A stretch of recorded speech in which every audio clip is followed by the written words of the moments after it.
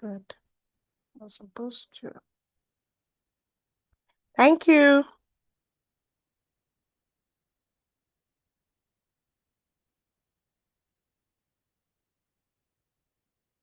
So, like I said earlier, the person who will be taking us today is none other than Esther Osilama, and she'll be taking us on using financial information and accounting.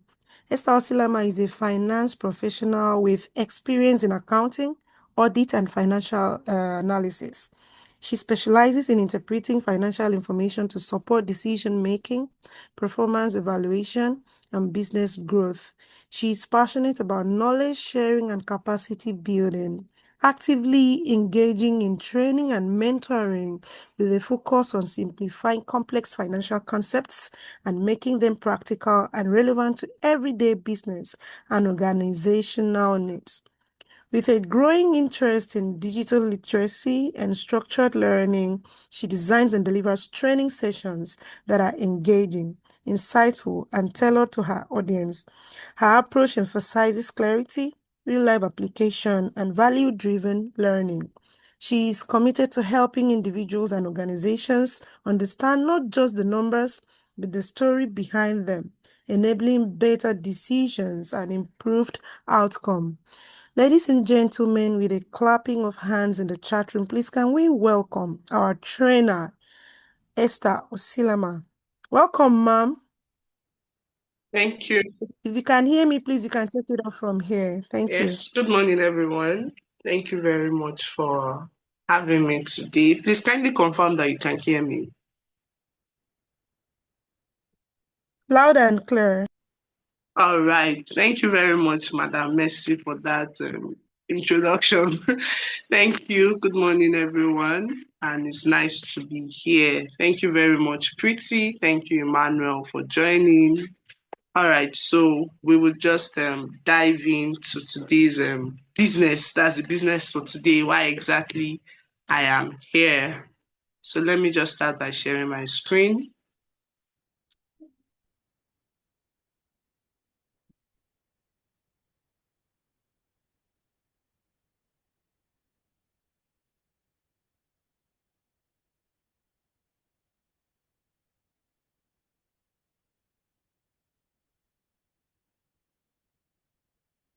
Please let me know when you can see my screen. Yes, we can see your screen. Okay, so is it on presentation mode already? No, not yet. Oh, so I don't know why I've done that again. So I'm just going to go back.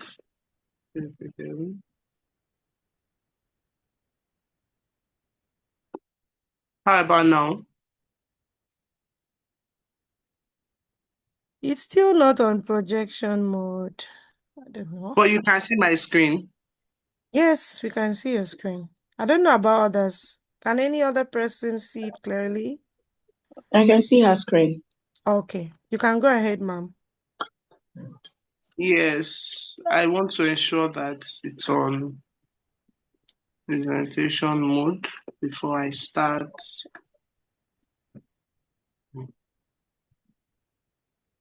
So I think we'll just start. I don't know why it's not showing. I've tried as much as possible.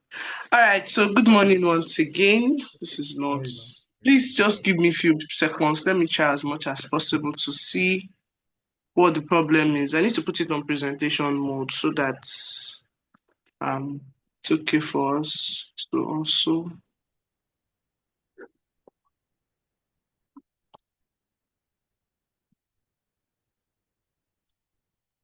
There you are. There you are. Thank you, ma'am. Thank you very much. Thank you. Yes, so again, this is the reason why I am on this call today. It's now on presentation mode. All right, thank you very much. Thank you, everyone. So this is the reason why Transformation College called me on this call today, that I should look at this topic called using financial information and accounting in business. And that is what we are going to be doing today. Yes, and for the purpose of this meeting, these are our learning objectives. So what it means is that at the end of this meeting, we should be able to understand what accounting is, be able to define it, as well as articulate the value of financial information. Why do we even need, what's the value? When we talk about financial information, what do we even stand to gain when we track all of these things? So that's what we're going to be looking at. Then also applying accounting tools. What's the essence of technology in accounting? So you would also agree with me that every sector, every field now can't even thrive without technology, and accounting is not exempted in this case. So why exactly do we need technology and systems? What support do they render in financial management, and also how to interpret financial reports? So because I know that a whole lot of us on the call might not be an accounting experts. So we are on this call because we want to be able to understand what business management is all about. I'm going to try as much as possible not to keep using the jargons, the accounting jargons, so that I don't throw anybody off balance this morning. So these are what we are going to be learning at the end of today's session. So now we are going to start with introduction to accounting. Introduction to accounting. What exactly is accounting? I know a whole lot of us have heard it, especially if you studied accounting in school, even if you didn't even study accounting in school, there's this ideology when we're growing up, right? So I'm an accountant by profession, and one of the things that led me into this profession. So growing up, we used to have this people that count money, accountants are very rich and all of those things. So those are some of the things that would make people feel like, okay, I think I've heard accounting before. What exactly does accounting means? Is it just to count people's money? Is it just to ensure that you just want to ensure that the whole thing, the money is complete? So accounting is actually way more than that. So what exactly is accounting? Accounting is a systematic process of recording, classifying, summarizing, and interpreting financial transactions to support informed business decisions. So I'm going to break this into very simple terms. We are going to be looking at it one after the other from the definition that we already have on the screen. It says introduction to accounting. What is accounting? Accounting is a systematic process. It's a systematic process. So it follows due process. That's what it means when it says a systematic process. So there's process that accounting follows. Accounting is just not something that you pick up. Anybody can pick up and say, okay, I want to take account of what it is that we have in our bank. I want to take account of the monies that we have. What exactly does this financial transaction or financial information means? So it's a systematic process. There's an outline procedures to follow. There's a system in place that guides the whole accounting as a whole. So it's a systematic process of recording. We record. Accounting is recording. I think that's even the bedrock. That's the basis for accounting. If there's no recording, there's no interpreting of financial transactions. So it is what we record. It is what we classify. So when we talk about classifying, so accounting is broad. You need to be able to classify it into the right classes, into the right position. Where does this belong? I have spent money on buying a generator for the organization, or I have spent money on buying a machinery for my business. How do I classify that? Am I just going to say, okay, we remove money from bank and we put it into machinery? All of those things is what accounting deals with, classifying. Then after you must have classified, you have classified everything. You've classified the whole account, the whole records. So because you are not just going to take a classified record and present to people that don't even know what accounting is. Some people are even scared of numbers. So that's why after you must have recorded, after we must have classified, then we summarize, so that anybody that picks up the record is able to understand what it is that we have spent months, hours, weeks doing. So that's what accounting is. You record, you classify, you summarize. So you are not just going to bring a table that's Excel that is full of rows and columns, and you just present it to people and they're like, okay, what exactly, I have seen all these things. What exactly do you want me to pick out from? What information are you trying to give me from this whole table? So that's where accounting comes to play. Is recording, classifying, summarizing. After summarizing, then you have to interpret it. You have to interpret financial transactions. You need to be able to interpret it in such a way that even people that do not even have accounting knowledge understand what it is that you are presenting to them. So interpreting financial transactions to support, at the end of all these things, at the end of the recording, the classifying, the summarizing, the interpreting, is because we want the business to be able to make informed decisions. We want them to be able to make decisions that will make the business thrive, decisions that will make the organization go from where they currently are to where they are aiming to be. So that is what accounting is. Again, accounting is very, very, I don't want to use the word very simple, not very simple, but it's a systematic process. And it helps us, it ensures that we record, we classify, summarize, and interpret financial transactions to support informed business decisions. That's the essence of accounting. Every other thing aside this, everything that we do inside accounting, all of them are embedded inside this definition.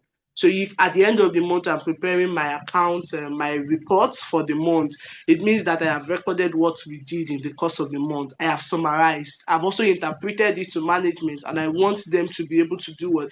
To be able to make timely and informed business decision. So we go further, we say that the different a structured language for measuring and communicating a business financial health. So without accounting, you won't be able to measure the financial health of a business. Where exactly are we as a business? Where are we? So because of course, as humans, we need to periodically check our health. We need to check, oh, where exactly are we now? Am I having a headache? Do we need paracetamol? Are my legs aching? That's the same way it is for accounting. It's a language that tells you the financial health of the business. It's telling you, okay, I think we are doing well in this area, but we still have to do better in this area. Oh, this area, oh, we are not doing anywhere. Our receivables are so much. We are not making intentional effort to be able to get our monies from our debtors. So that is what accounting is. It's a language. It's a language that we speak. It's not just English alone. Accounting is actually a language that helps us communicate the business financial health. And without accounting, you and I know that business will not be able to plan. You won't even be able to control costs. You won't be able to attract investors or even comply with regulations. So these are many more are the importance of accounting. So we need it to plan. We need it to be able to say, oh, okay, I think we have made a significant profit this month. Can we, for listed organizations, can we now say, okay, can we increase our dividend? Can we pay out dividend to shareholders? Okay, no, I don't think we can pay because we didn't make enough profit. What exactly is our priority? Do we have to pay our creditors, people that we are owing? How much money do we even have to be able to pay them? All of this is what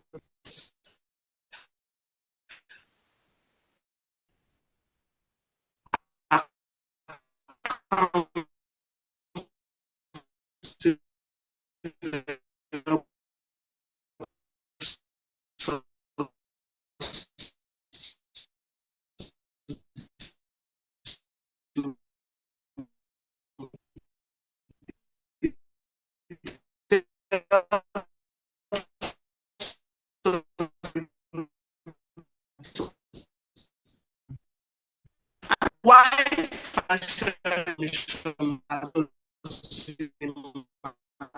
you think you should have financial information. So it's accurate time that one have this every business. That is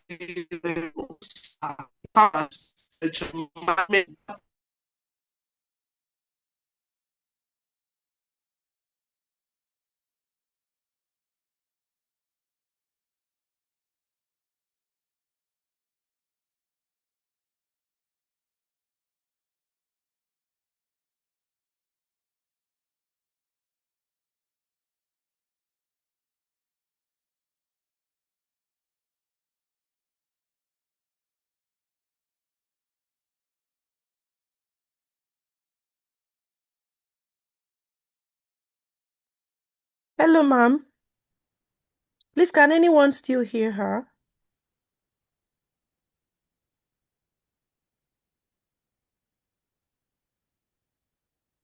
I can't hear her. Okay, I think it's the network. I can't hear her. Ma, you are muted.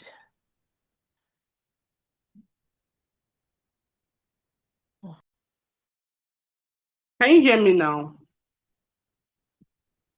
Yes, we are just hearing you. You were muted. I apologize. The network threw me Yes. out. So I had two networks. So I'm trying to. I don't know why that one threw me out. So please let me share my screen again. Is it still up? No, Okay, so I have to reshare. we apologize for the network. We do not have I should be control picking over up. that, so we apologize. Sincerely, I do not have control over that.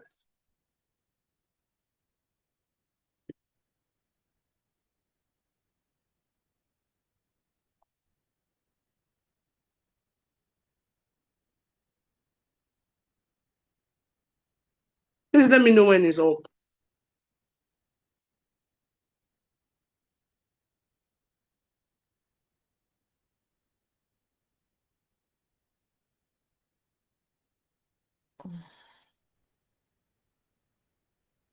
Better, right? Your screen is coming up. I don't know if anyone have seen. Yeah, it's up now. Okay. Yeah. Yes, I can see the screen. All right. Oh, that's switched.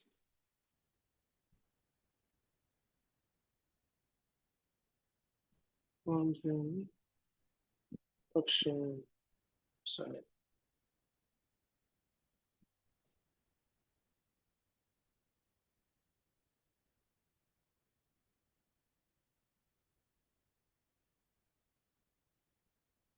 Is it still up? No. Let me just open from here.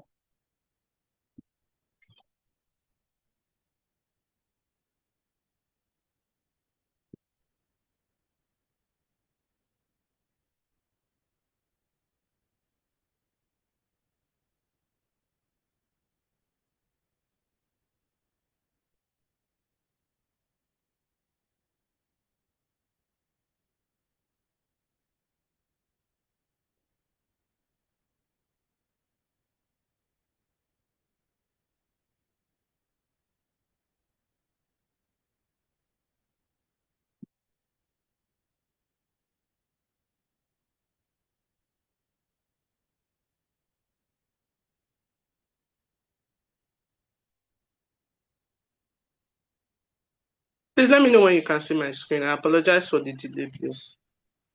Yeah, not yet soon. Okay, ma.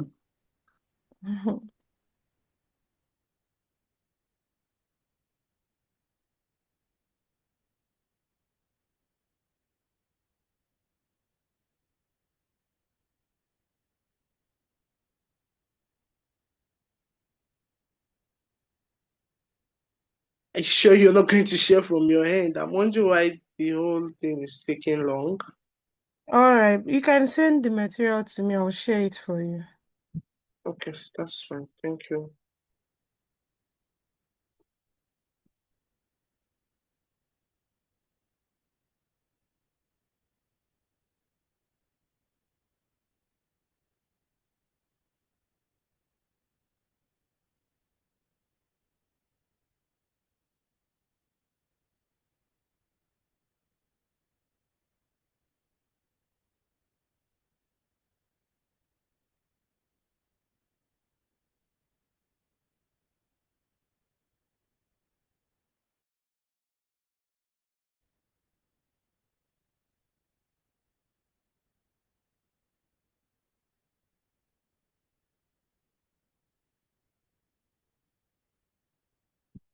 Please, let's just be patient for a while. Let me download the file. Thank you.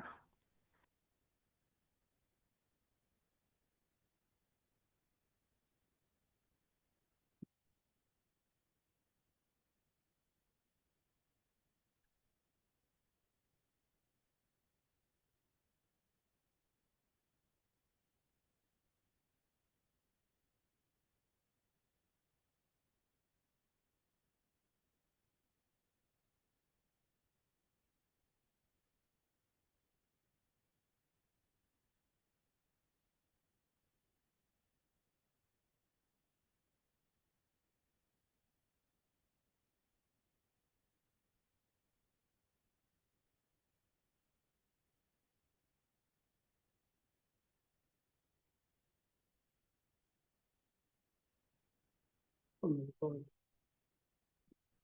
Oh, let me just keep trying. Let's see.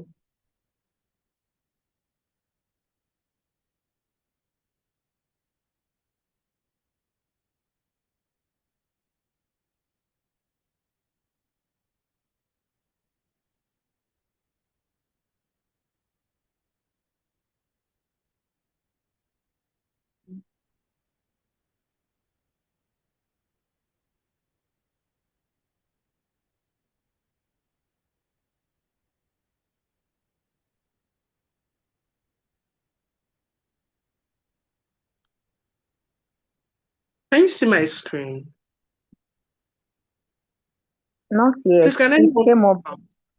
It came up, right? I don't know. I can't explain what's happening.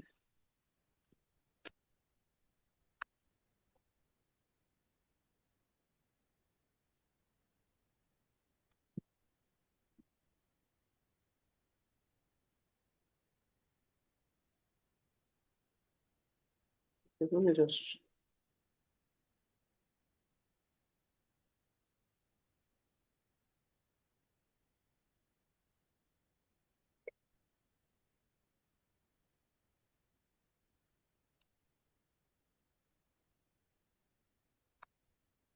Okay, so I think Mercy, are you able to share? Not yet. You can just keep talking. Then Okay, how? please It's still loading at my end. oh, please, I sincerely As soon as I apologize am able to share, for the please. project. All right, so we stopped at why financial information matters. So I said earlier that financial information is not just the work of people that are behind, people that are at the back office function. So it is strategic assets for every business, for every organization, even us as individuals. You would agree with me that your financial information is very, very critical to your success. So you want to know why you are spending money the way you are spending. You want to know why at the end of the month, like for people I would always say, at the end of the month, you about millions of naira came into your accounts, but at the end of the month, there's nothing to hold on to. So all these information are critical. So it's not just for the people that are preparing the reports alone. So it is strategic management function. Why do we need it? It helps us to make the right decision. It helps us to make the right decision. When you don't have your financial information handy, when you don't have this information handy, what happens is that you don't know when to hire, you don't know when not to hire as an organization. As a business, you don't know when to restock, you don't know when your cash flow is down. All of these things are very, very important. It says here that leaders rely on financial data to allocate resources. I need to be able to know which resource do I need to get now? What am I supposed to be spending money on now? Especially when you spend money by at impulse, you are not looking at it that which area of my business, which area of this organization do we need to spend money on? So it helps us to make decisions. It helps us to make decisions, even down to your pricing. At the end of the day, you discover that I'm making sales, but expenditure is taking all of these sales away. I'm making sales. We are recording, oh, this is how much we are making. But it is your financial information that would help you after you must have analyzed it. It is your financial information that would help you to the next slide, please, Messi. Okay. So Is this it? is the financial. Yes, this is where we are now. So it's the financial data that would help you to be able to say, I think we need to increase our price. But if you don't have all of these things, if you don't record, if your accounting is poor, then you won't be able to make the right decision. Performance tracking. Oh, this was our budget at the beginning of the year. We said we want to be able to hit this amount. We want to be able to achieve this revenue. Oh, it's Q1, especially for corporate bodies like us that just finished, what's it called? The first quarter. And at the end of the day, what happened? You need your report to be able to track how well you have performed in the last quarter. Was I able to meet our, were we able to meet our budget? Were we able to achieve that which we said we wanted to achieve when it comes to our finance? What exactly is working? What exactly is not working? So what happens is that your financial information helps you to focus on the areas that need improvement. Business survival. Cash flow visibility and financial controls are the difference between businesses that scale and those that quietly fail. Yes, cash flow and the controls that are in place. As we progress in course of today's training, you would see where we're going to be talking that more than just making profit. You can make profit, but in the business world, in accounting, we say cash is king. So now for you to be able to survive, there are businesses that are making loss. But if their cash flow is stable, you still see them that they're even thriving more than those people that think that they are making profit, especially when they don't even have cash at hand. So your financial information is going to help you do what? It's going to help you survive as a business. So the next one says future glory. So this is a case study, accounting as a growth engine. We are looking at we are still on the importance of accounting. Why do we do accounting? Why do every organization need an accountant, or why do we even need a finance team? So this case study is a case study of a woman. Sorry, yes, it's actually a woman, but the picture says a man. So the founder story, Future Glory founded a fashion accessories brand with passion. She had this passion and she had to do what? She had to set up a business that was born out of, oh, I think I should be able to meet the needs of people in this area. But with limited financial visibility, she didn't know how the cash was being dispensed. She didn't have a view of, okay, this is how much revenue that we're making. And at the end of the day, the business began to be threatened. But what was the turning point for the business? The turning point for the business was when they began to track their revenue. How much money are we making in a month? This is not just to say money is coming into the organization. How much money are we able to make? How much money is directly matched to this month? Monies can come in for projects that you have not started, and the money is coming in and you're recording it as revenue, but you've not done the project, you've not carried it out. That should not even be recorded as your revenue for that month. So these are the things that they had to sit down in this organization to say, okay, we need to be able to track our revenue, we need to track our cost of goods, how much are we spending, direct costs of this business, how much do we need, how much do we spend for us to be able to generate the revenue, what are the expenditures? And so that was when they founded Clarity. So this is your call to be able to do what? To respect accounting, accountants, right?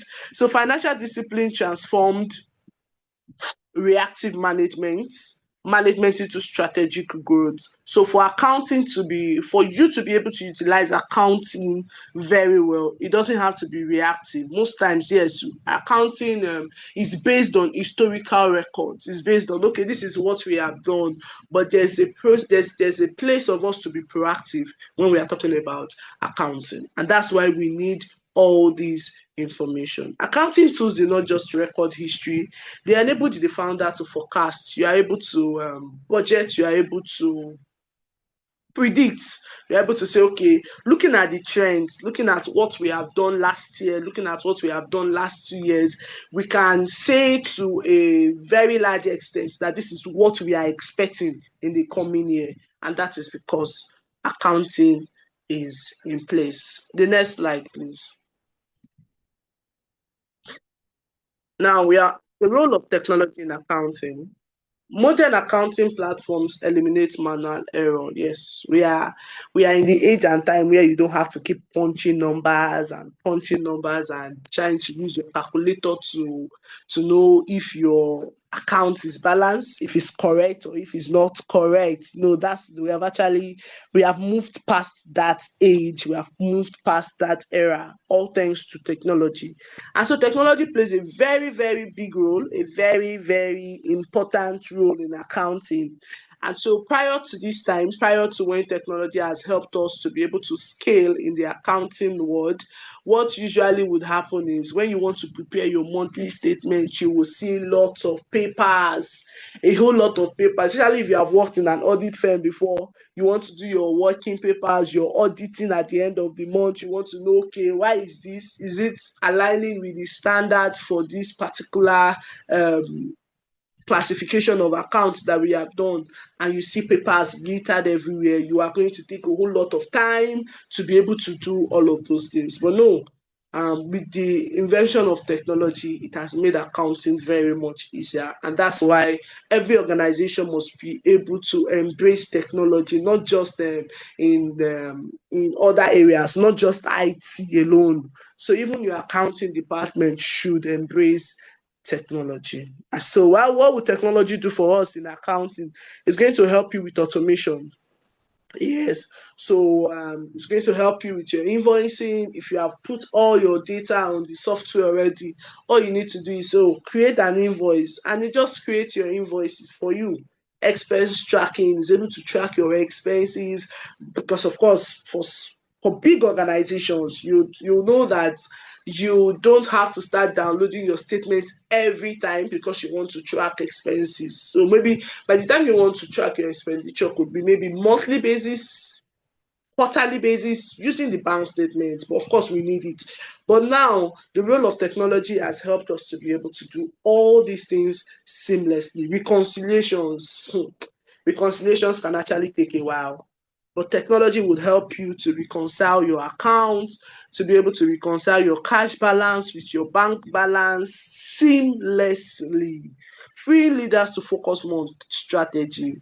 So you see, at the end of the day, if we spend all the time that we are supposed to use to sit down and say, where is the next phase of this business? Where are we going to? This is where we are now. So what do you think we can do to be able to get onto the next level? You are going to keep spending all that time that you're supposed to use for strategy. You keep using it to do debit and credit. Yes. And so that's the role that technology is playing in accounting. So it has helped us to say, okay, let's do the deal, let's do the automation for you while you do the strategy. That's the whole essence of technology. So Shopify integration, your sales data flows directly into your accounting records. For people that uses ERP, your sales team is working on it, your accounting team is working on it, and so there's this synchronization that is happening at the end of the day. So nobody is far behind. Accounting is not asking for sales team that what exactly have we done this month. So that's the role that technology plays in accounting. PayPal integration. That's why organizations can receive money, can send money anywhere. Transactions sync in real time. I already said that. Ensuring cash flow reports are always current and accurate. These are what these are the rules that technology plays in accounting. Real time. So as it's happening, you are seeing it. As it's happening, you are seeing it. It's ensuring that your cash flow is current and accurate. So it can be current and it might not be accurate, but that is not what technology does. Technology ensures that it is current and accurate. Accounting as the business, as the language of business.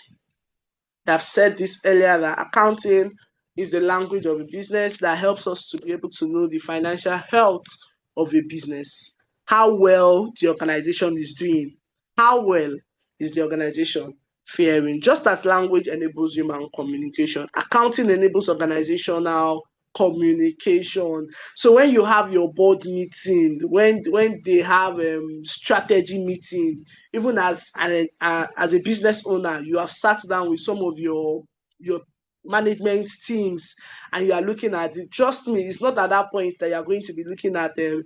You are looking at the numbers.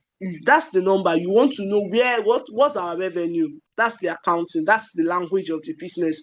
Translating business activity into a shared vocabulary all stakeholders can read and act upon.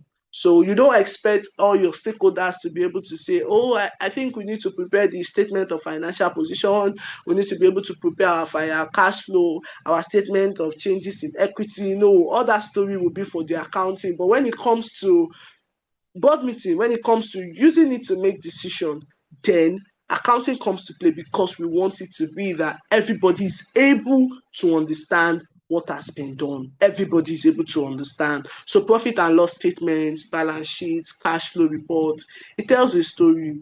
It tells a story of where we started from. It tells a story of how we ended that cycle. Stakeholders understanding. Investors, lenders, regulators, and employees each read financial report, yes, through different lens.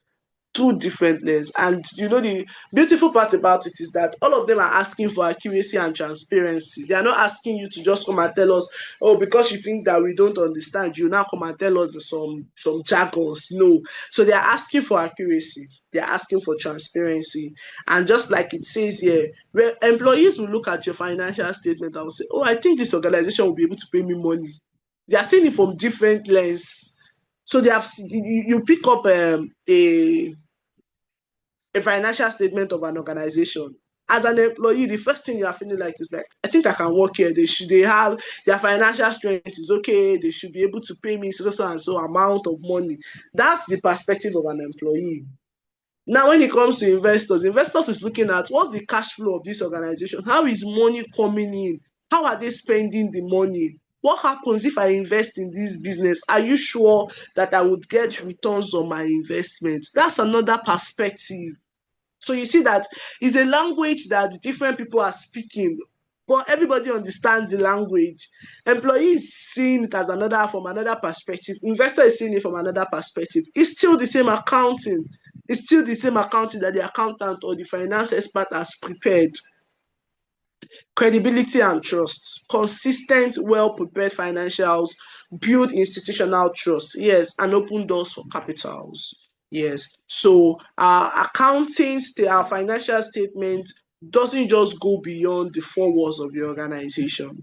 Consistently, when you keep doing this thing again and again, what happens is that you are building trust. And that's why for people like us, I believe that some of us on this call would have said, okay, now I'm even supposed to ask us, how many of us would, before you buy that shares of an organization, you collected your salary or you think you have one surplus money and say, I think I need to buy one stock of this organization. I'll just go and say, which stock is making, I heard that this stock is paying more interest and all that. And you just buy the stock. You've not done your due diligence. You've not said, okay, let's see. Is it, yes, of course, for me to be able to buy the stock of any organization, the shares of any organization, it means that the organization is a listed company. Can we pick up the organization's financial statement? Let's even see how well they are doing. That's why you see that this thing is not just for accountants alone. It's not just for finance professionals. You and I need it. Everybody needs to be able to understand what the language of the business is. So you are picking up the financial statement, you are looking at it and you're saying, okay, so this is what their cash flow is saying, right? I think they are able to make returns, that people don't get to owe them a whole lot of money. What are their receivables? How much money do people owe them? How much money do they owe people? How much dividend did they pay last year? How much? These are the information that we all need. And this information is able to come to us because accounting exists. Next slide, please. Okay, so are you there? The accounting system, from data to decisions. Every accounting system follows a disciplined pipeline. Remember that I said that when I was explaining what accounting is, I said it's a systematic process. So it's not a trial by error. That's not what accounting is. There's a due process that we follow. So now it has been summarized into these three. So raw transactions become actionable financial intelligence. How do we start? Remember that the definition I gave you for accounting, I said is what? Is there anybody that is able to help us with that definition again, so that I'm sure that we are all together? For those people that were on the call when we started, I said accounting is what? Is there anybody that is able to type it for us so that I'm not the only one speaking?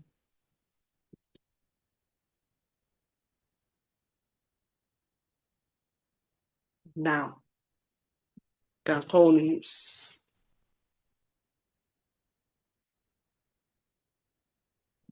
Mr. Emmanuel, do you want to help us?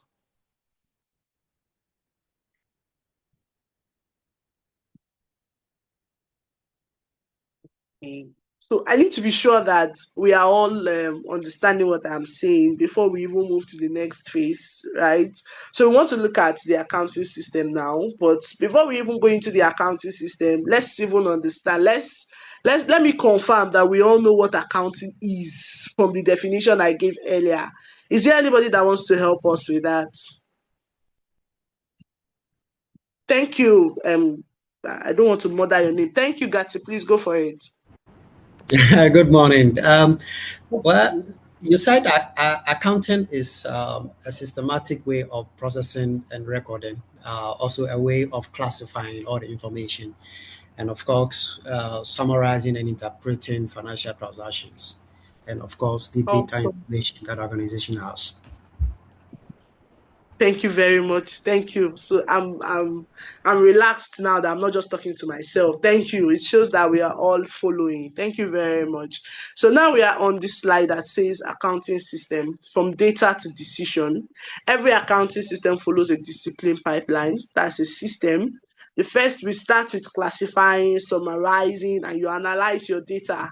At the end of the month, you have made sales. You are going to look at it that, okay, I think I need to be able to classify which money came in for this month's project. Summarize it. How much money was made? What's the direct cost? Analyze the data. Make it clean. So that when anybody picks it up, the person is able to say, okay, I think this is it. So after you must have classified, summarized, and analyzed your data, what happens? You prepare your financial report. Your financial report. It depends. It's depending on your organization. What are the reports that are required of you? So you want to prepare your income statement, you want to prepare your, depending on where you are actually. So if you're in a country that adopts the IFRS, then you know how you want to prepare your report. If you are in the US that uses GAAP, then you know how you want to prepare your report. After you must have prepared your financial report, now you will now use that report to make decisions. So all that we are going to be doing today is tailored to these three methods, three ways, three things, or three procedures. Let's use procedures now. So these are what we are going to be doing. So you have classified, you have summarized, you have analyzed your data, you have prepared your financial report. Now let's use the financial report to do what? Evaluate the firm. That was why I said that before you even buy the shares of any organization, have you used their report to evaluate the firm? Because the truth is, most times when you see that, oh, I bought these shares and the shares is not appreciating, in fact, I've even lost money in that organization, it's very possible that you did not even analyze the report of the organization. It's possible that it's boldly written. We are going into liquid, what's it called now? We are not liquid. It's looking like we are going into bankruptcy, but we are not able to pick up this financial report and read through them. So this flow ensures that every business decision is grounded in verified, structured financial data, not just by intuition. I'm not doing it because I think this is what we have. I think doesn't work in accounting. We need facts, data. That's what we work with. We are not working with how you feel. We are not working with. I believe that no, it doesn't work in accounting. So this flow is very, very important. So we are going to be running. And why are we going to be running? This class is scheduled to end by 2, but because I have an engagement today, and so we are going to be wrapping up this class by 12:30. So instead of coming back after a break, so there would not be need for you to come back. And that's why I'm going to ensure that we run through the slides and not just read them through. I'm going to ensure that we understand what each slide is saying. So now, the types of financial reports. We have internal, we have external reports. We have internal reports, we have external reports. And so for the internal reports, management use. So we are the ones that you prepare the report just for the management of the organization. You prepare the report because we want to make monthly decision. We want to be able to make informed decision. We want to say, okay, at the end of the month, at the end of the year, this is what we are able to achieve. Designed to support operational and strategic decisions within the organization. So internal report is prepared frequently. It's prepared monthly basis. Some organizations prepare their management report on weekly basis, depending on the size of the organization. But again, remember that we are still talking about internal reports. It's prepared frequently and in flexible formats. So management account, monthly, weekly. And so who are the audience? Why are we even preparing this report? Why are we preparing internal reports?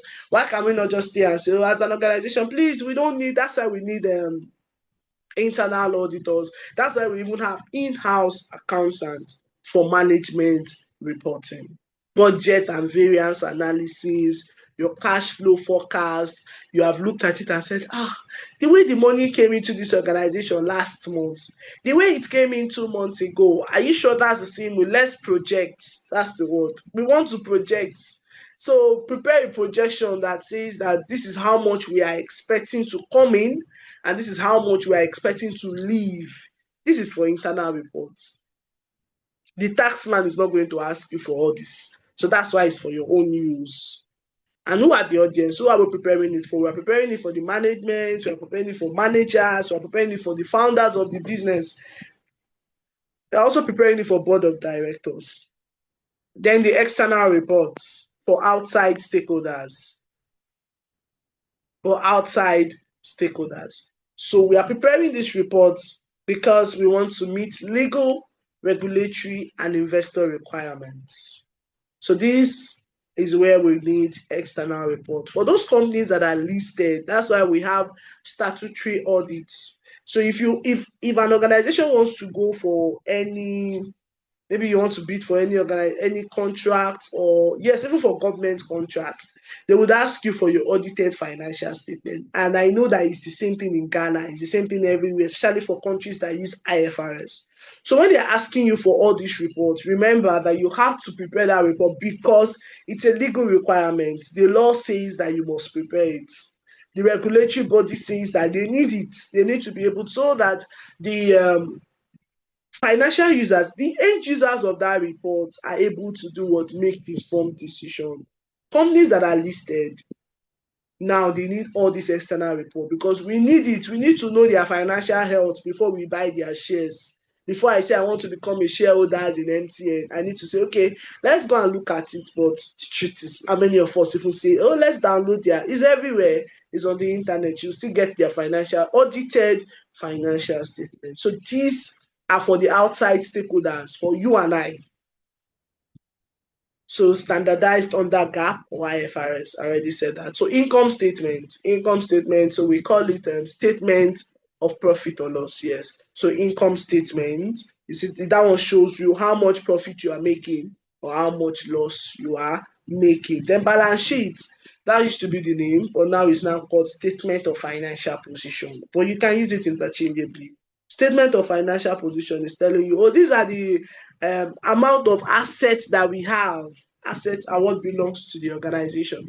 These are the liabilities. These are the monies that we owe people. Equity, this is how much of our capital that we have invested in the business. That's what your balance sheet shows us. And outsiders need this information. Investors need your external report. Cash flow statement, they need the note to financial statement. This is a complete financial statement already. And that's what outsiders need. That's what the external world needs. Who are the audience? Your tax authorities. The taxman is going to come for it. The taxman needs your external report. They don't need your management report. They need your audited financial statement to be able to say, okay, if this is exactly what you have made as revenue, after all their computations and trying to reconcile the discrepancies and what happened, they say, okay, this is how much tax you owe the government. So you see that the internal report is for the internal management, is for the insiders, while the external reports are for outside stakeholders. All these people have interest in the organization. The banks, your investors, the tax authority also have interest in the organization. So the next slide says report provided by the accounting system. Internal reporting is also called management accounting. Then external reporting is called financial accounting. Again, Internal reporting is called management accounting. That's what your accountants will prepare inside for your managers, for the MDs, for the CEOs to be able to make decision at the end of the month. But external reporting, what am I presenting to the external, to the outside body? What am I presenting to the taxman? What am I presenting to our investors? Your investors will not look at your management report because they feel like, no, I don't need your management report. I need you to prepare this report in the way that it aligns with all the stipulated standards.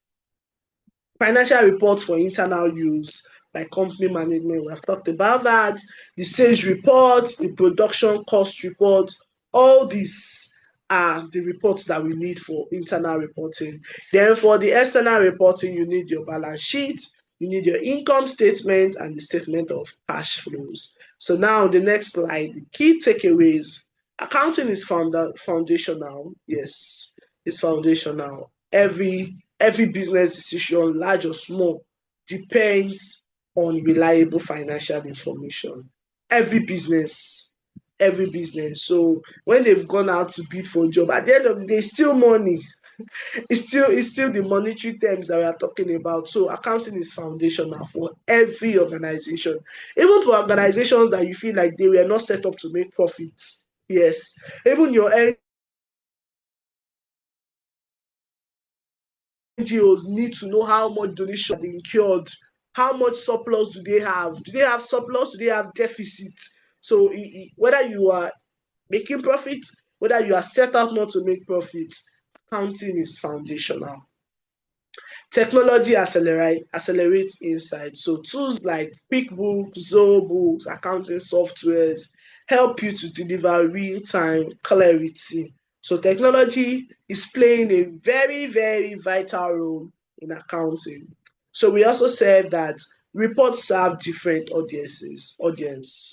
You can serve the managerial reports will serve the internal audience, and the financial report will serve the external audience. And so the last one we are going to talk about is financial literacy is leadership. Financial literacy is leadership.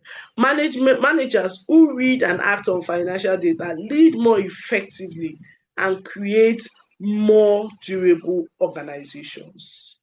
So every leader, whether you did accounting in school or you did not do accounting in school, you need it. You need financial literacy. It's leadership. Even as an individual, you need it. You need to be able to analyze how much you spend, how much came into your account, what did I dispense this money on, right? So financial literacy is key. At the end of the day, you don't even know what money on. You don't even know what you're spending money on.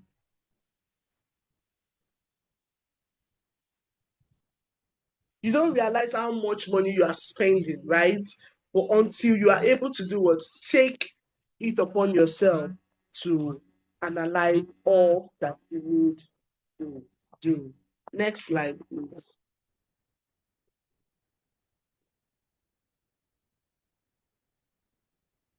So the next slide says users of financial information. So we have talked about this already. The users of financial information. We said that we have internal and we have external. So yes, we have the internal users, we have the external users of the financial information. So please let's move to the next slide. I think we have done this. So managerial accounting is designed, it was designed to support internal decision making, not bound by GAAP or IFRS, right? So when you say you want to prepare management accounting, regardless of where you are joining us from, regardless of whether you are in Ghana, whether you're in Nigeria, at the end of the month, you have a financial report to tender to the organization. You have a financial report to tender to the management. So you see that it is designed to support internal decision. This is not it's not mandated by GAAP. It's not mandated by IFRS. So GAAP is generally accepted accounting principles, and that is used in the US, while IFRS is used in, I think, over 100 countries now. So IFRS is what we use in Nigeria, is what we use in most African countries too. So what's the purpose of this? What's the purpose of this management accounting? It helps us to plan, it helps us to control. And so the internal focus reports are customized. They are customized, they are forward-looking. Yes, they are forward-looking. So we are looking at, okay, this based on what we have done in the last 3 months, what are we projecting? That's what the managerial accounting does. Break-even analysis, variance report, cash flow forecast, departmental budget. All these are examples of what we prepare in the management accounting. Even your monthly statements, your profit or loss, you want to say, oh, how much money, how much revenue did we make? How much profit did we make? Now let's move on to financial accounting. We have talked about managerial accounting in the course of the meeting. So financial accounting is also, we said earlier that it has to do with telling us the financial health. It is the external reporting now.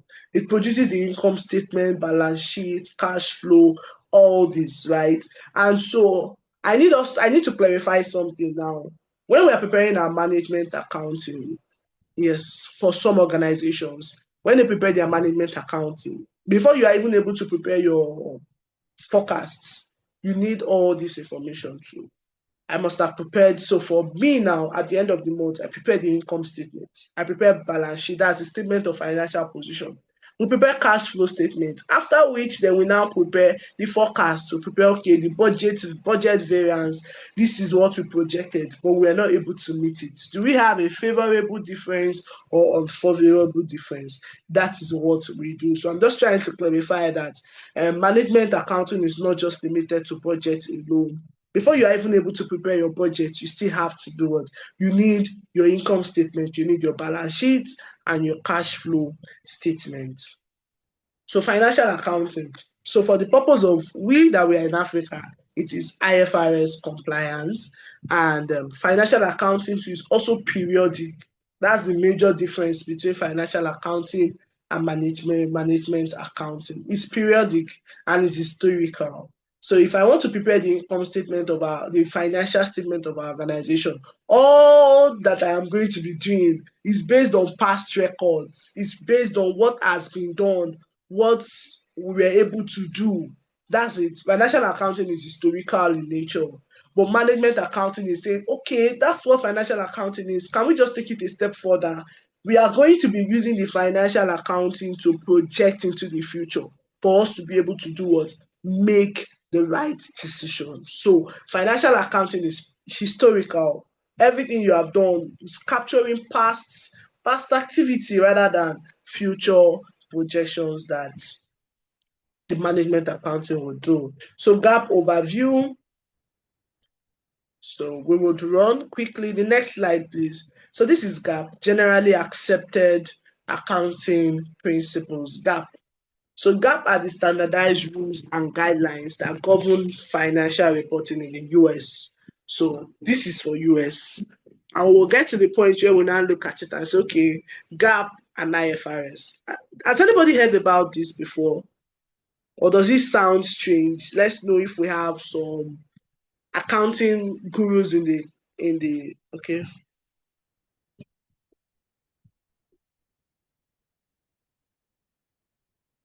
I can see your question. I'm going to attend to it shortly. Yes. But please, has anybody heard? I have to study their performance. Okay. So has anybody, yes, you've heard of GAP and IFRS. Very good. Same rules apply. Okay. Sorry, I'm just checking the chat now. All right, so I can see your question, Rick, and I'm going to come back to it shortly.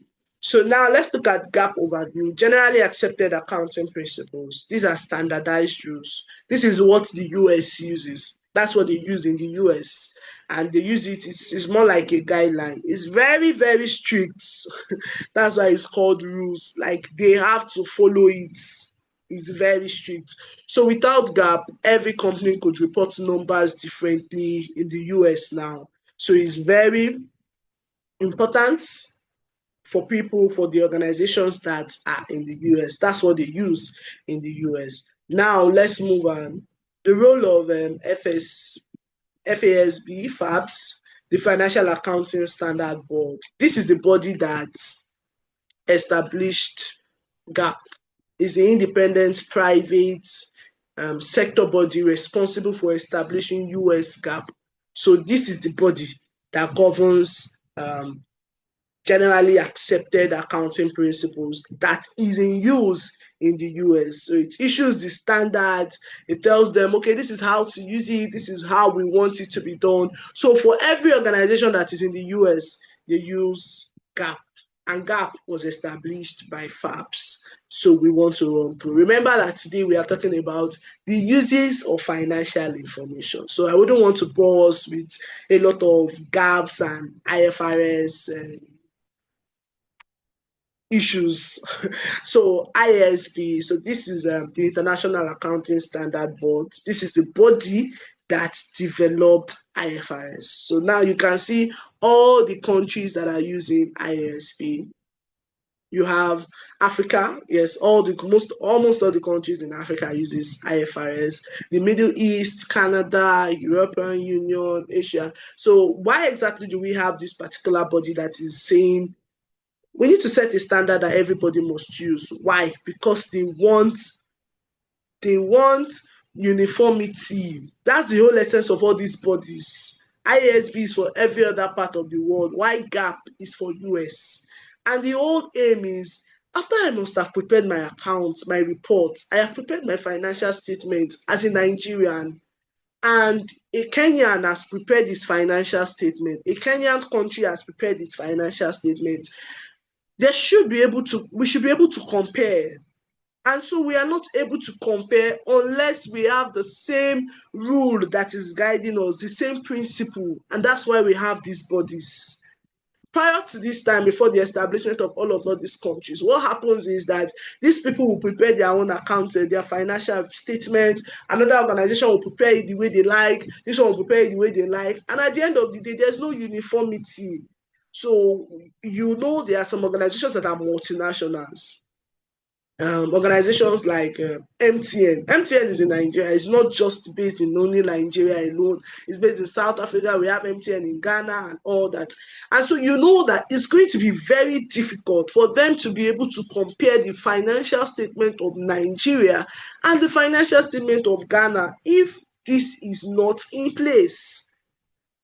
So I am trying to summarize the whole essence of IASB, why they came into existence in the first place. They looked at it and said, okay, can we set a high standard? Can we set a global accounting standard that anybody in Nigeria picks up a Kenyan financial statement?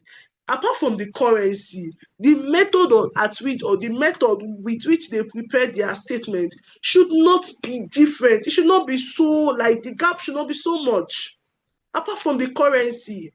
So that's the essence of creating all these bodies. Now, the gap is what guides US. US is the only country that is saying that I don't want to use IFRS. Just leave me with my gap. Leave me with my generally accepted accounting principles. And that's what they are using.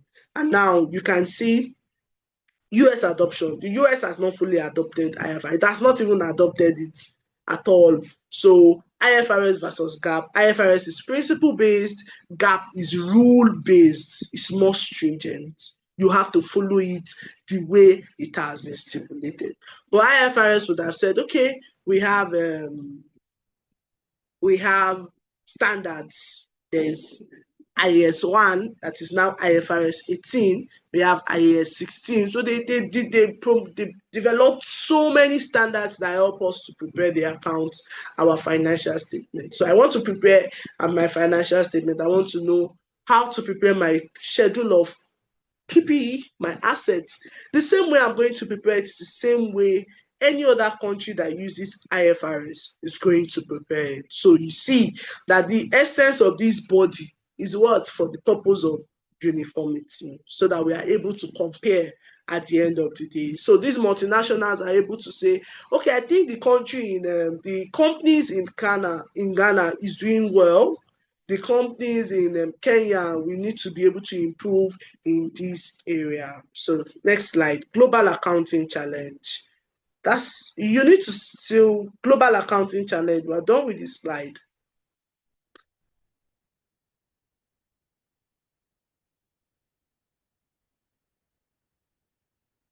The next slide, please, global accounting challenge. So yes, as business operates different across borders, different countries, what is the challenge that we are having? I said earlier that GAAP is rule-based, IFRS is principle-based. So the both of them are not aligning. So if a multinational is seated in America and they have a company in Nigeria, they have company in US, and so they want to have a consolidated financial statement. When we talk about consolidated financial statement, we want to merge all our subsidiaries, all our companies that we have together. We want to prepare one report to make it look like it's for one company. Do you understand? Please, if you understand what I'm saying, you can just give me a thumbs up so that I understand that it's not too much. Thank you very much, Emmanuel. So that's the global accounting challenge we're talking about. So I'm trying to explain that GAAP, why do we see it as a challenge now? We have a multinational company that is based in the US with countries scattered all over the world, but their headquarters is in the US. It's a challenge. Why? Because US prepares their financial statements using GAAP. That's what they prepare it with. While every other country would use IFRS. So I have prepared my financial statement as the organization in Nigeria. I have prepared it following IFRS. And now we want to consolidate the whole financial statement. We want to look at Kenya, Canada, all of them, and consolidate it as one, right? Because our headquarters is in the US. What happens is that we now have to start converting all that we have done using IFRS. We have to start converting it using GAAP, which is a lot. And that's the global accounting challenge that we have at the moment. It's a challenge. It's a big one, actually. So because GAAP is rule-based, they don't give you room for flexibility. So, but for IFRS can say, okay, we can use lower cost of your net realizable value, or let me not bore you, all that. Rule-based is for the GAAP. Principle-based is IFRS. So IFRS gives more flexibility. So now you can see that the methods at which they use in computing in the US is different from what IFRS does. So that is the challenge that is facing us globally now. And so that's what we have. Key difference, how they compute, what exactly they use. Now, so we are going to go to the next slide. All right, so yes, thank you for that question. So is there a possibility of having one global standard? Oh, that's why I said it's a challenge. US is not bulging to the fact that they want to use IFRS in preparing their financial statement. So so let me just quickly talk about it before we get to that slide. There was a time where that's FABS, the one that prepares the gaps, that established the gap for the US, and IASB, they came together, had a meeting and said, okay, so what do you think? We need to be able to have one standard so that everybody has a way. We just know that there's one global standard that every organization is using. And so they said, okay, we'll come back to it, and up to date, they've not come back to it. So you see why US is actually a very strong country, right? So it's not just strong in other areas. It's also strong even in their adoption of accounting standards. So until they come to say that we don't want to use GAAP again, we are all still going to be using our IFRS while they stick to their GAAP. We don't have control over that until the bodies come together and say, okay, is there a way that we can integrate your standard and ours to make one global standard? Until then, we'll keep hoping that there's one standard, one global standard that will come and rescue us. So this is a case study, accounting scandals that shook the world. So, like I said, that accounting is the language of a business, of every business. Every business needs this language. They speak it, they know it, and they need to be able to understand what the language is saying. And so what happened with these accounting scandals? Used off balance sheet entities to hide billions, inflated assets, they did Ponzi scheme for decades. So we have had accounting scandals that shook the whole world, like literally shook the whole world. There's this particular one. The man is currently the founder of that business, Bernard Dudolph, is currently facing, I think, 150 years imprisonment because of the scandal, because of how much money he embezzled. I think about $65 billion. How many years ago? So these are scandals. Because we say that accounting is systemic does not mean that people do not have a way. There's what we call creative accounting. Creative accountant. That's why even as accountants, we need transparency. For every report that we are seeing, that's why auditors would always tell you that, oh, I don't think it shows a true and fair opinion. I think it shows a true and fair opinion. And that's why people would always say, we need an audited financial statement. And so if the auditor does not carry out his own due diligence, what happens is that the auditor becomes liable. So all these are accounting standards that shook the world. So let's look at lessons from financial fraud. Okay, so each scandal exposed systemic failures and reshaped the accounting profession standard for ethics and oversight. So ethics, code of conduct. So we have code of conduct for corporate governance. We have every organization, every sector has their code of conduct. The medical sector, they have their code of conduct, their ethics, what guide them, what they cannot do, what they shouldn't do. That's the same thing that is also needed in accounting. It's in place. So it just ensures that we all follow it. Transparency, disclosure avoids liability so that we don't start hiding some information that people are supposed to know. So there are some organizations that will say, no, I don't think we should expose this information. I don't think we should not. So at the end of the day, for every report that is being prepared has to be transparent. Every report. And so that brings us to the independent oversight. Auditors must be independent. Auditors must be independent. So if I bring out my financial statement for my organization and say, this is my audited financial statement, for us to be able to believe or trust that financial statement that we said has been audited, it means that the auditor was independent. The auditor must not be an employee of our organization. What are we trying to do? We are also trying to protect the public. We're also trying to protect the public interest. That's why government and the regulators said, okay, more than what you are going to do internally, can we get an external body to come and audit what it is that you have done? Can they give a report? Can they give an opinion and say, okay, whatever opinion they give, that's why people would always look for the audited financial statements.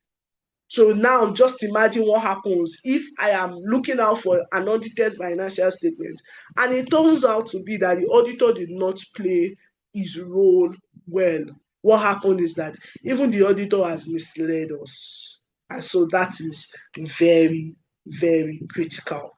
Now, what have we looked at? We have looked at users of information, GAAP versus IFRS. Next slide, FABS versus IASB, ethics in accounting. So all this. And the ethics in accounting, that's the standard that we talked about, I think the previous slide, two previous slides. So most organizations want to get profits. They want to show that they are profitable. They want it to look like, oh, we're a profitable organization. Come and invest. While in the real sense, they are not profitable. And so what it means is that they are misleading the public. By the time they keep misleading the public, what happens is that you have misled the public to be able to trust you. And when they discover that what you have done was is not accurate, what happens? Even your business begins to suffer the damages. So these are ethics that we need to. If your company is not profitable, Don't create it. Don't sugarcoat it. And you know what happened? I think one of the scandals, what happened was that he capitalized his expenditure. What do we mean by capitalizing expenditure? Ideally, if as an accountant, an account professional, you have spent money in transportation, you have spent money in buying your stationaries that you want to use in your organization. You're supposed to expense it. You're supposed to say, okay, this is an expenses that we incurred. But what happened is that they now capitalized it and looking as if that money they spent, they used it to buy assets. Remember, the money is leaving the organization. So if they go to the bank statement of the organization, they would see that, oh, this money actually left the organization. But what did they do? They have deceived people to think that that money was actually used to purchase assets. Meanwhile, it was used for operational expenses. So these are ethics in accounting that every one of us must follow. Next slide. The accounting profession, structure, standards, and integrity. Who works in it, how it's organized, yes, and how trust. Trust is very, very key. So the accounting profession at a glance, this is what it looks like in the US. They are saying that they have chartered public accountants in the US over 1.4 million. So why it matters. Accounting is the backbone of every business decision. So the growth of this profession is 6%. So statistics says that by 2032, a whole lot of people would have pivoted into accounting and say, oh, I want to become an accountant, I want to become a finance professional. But the irony of life is that even people that are in the accounting profession will tell you, I want to leave the accounting profession, I want to go into the audit profession, I want to try all that. So this is what it looks like at a glance, the accounting profession. So let's run through public accountant. Next slide, please.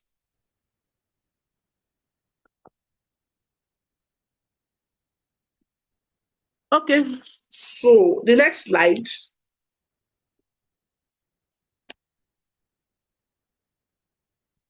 Public accountant. So I'm going to skip some slides that doesn't speak to the topic. Remember that our topic is what? Uses of financial information. And that is what we have been talking about. How do we use it? What do we even use financial information for? Right? So we would start with that. We'll continue on that. Sorry. So public accountants, they serve the public interests. There are public accountants and there are private accountants. So public accountant, you can see a public accountant like a freelancer, right? They work independently, so they are not tied to just one organization. They come to your organization and say, okay, I'm a finance professional, I want to carry out audits, can I do some of your work for you? You pay them and they go. So they are not your employee. That's who public accountants are. They serve the public interest. Tax services, management consulting. So that's the public accountants. Then we have the private accountants. So these ones work inside an organization. Public accountants look like freelancers. They look like accountants that will say, no, I don't think I want to stay with one organization. So let's audit your financial statements and go. Let's carry out your tax service for you. Let's do your consulting. Why the private organizations? These ones are inside, right? Private accountant, they are inside the organization. They work directly for a single organization. They manage everything about that organization. That's a private accountant. Financial reporting sits with them.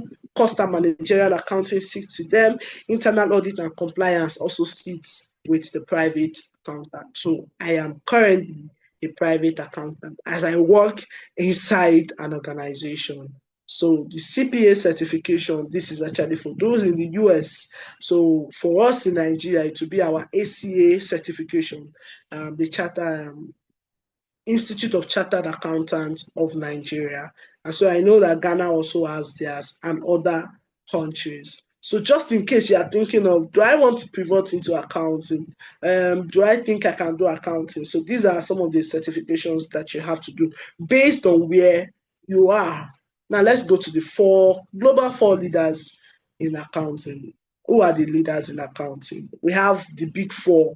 This, if you have ever heard of the big four, can you just tell us any big four that you have had any form of business with? Or is there anybody working with the big four here? If you're working with the big four, can we see your hand? You can just signify. Or you know the big four. So the big four is not just limited to Nigeria. That's why it's called big four, because it's everywhere. Every country has the big four. So it's a global, they are global leaders in the accounting. Yes, thank you. So these are the big fours in accounting that we have in the whole world. There used to be five. There used to be five until Anderson was involved in, I don't want to use the word some sort of fraud, but the practice that it carried out was not good. And what happened was that it was displaced, and up to now, I'm not sure they are not able to even find their feet back in the global leader. So we have Deloitte, we have PwC, which is also called PricewaterhouseCoopers, then EY, Ernst & Young, KPMG. So these are the four global leaders in accounting. These are the global leaders in accounting worldwide. So when accounting fails, the cost of scandal. When accounting fails, it's not just, that's why accounting is very critical, very, very critical. If accounting should fail, it's not just the business that fails. Investors lose money, public trust is gone. And people would have to start saying that, oh, we need to work on this. We need to be able to develop laws that would protect people. So accounting, like we said earlier, is foundational. And if the foundation of a thing fails, you just know what will happen with the whole building. Remember, we said accounting is foundational. And now we are saying that when accounting fails, what happens? When the foundation of a business, when the foundation of anything fails, what happens is that the business itself fails. Investors, people who have interest, the stakeholders are at loss. They are also at risk. So the next slide, I'm trying as much as possible so that I don't keep on talking about some accounting terms, because I know that not all of us are accounting professionals or read accounting, so that we understand the role. The course that we have enrolled for is entrepreneurship and business management. So you want to be a business manager, you want to have your own business. Why do you need this information? Why am I here on your screen telling you about accounting information? Why am I saying that this is what you should use it for and this is what you should not use it for? Messi has left the call and now the screen is off. So is there anybody able to share the screen again? Maybe I should just try. While we are waiting for them to share the screen, we will still continue.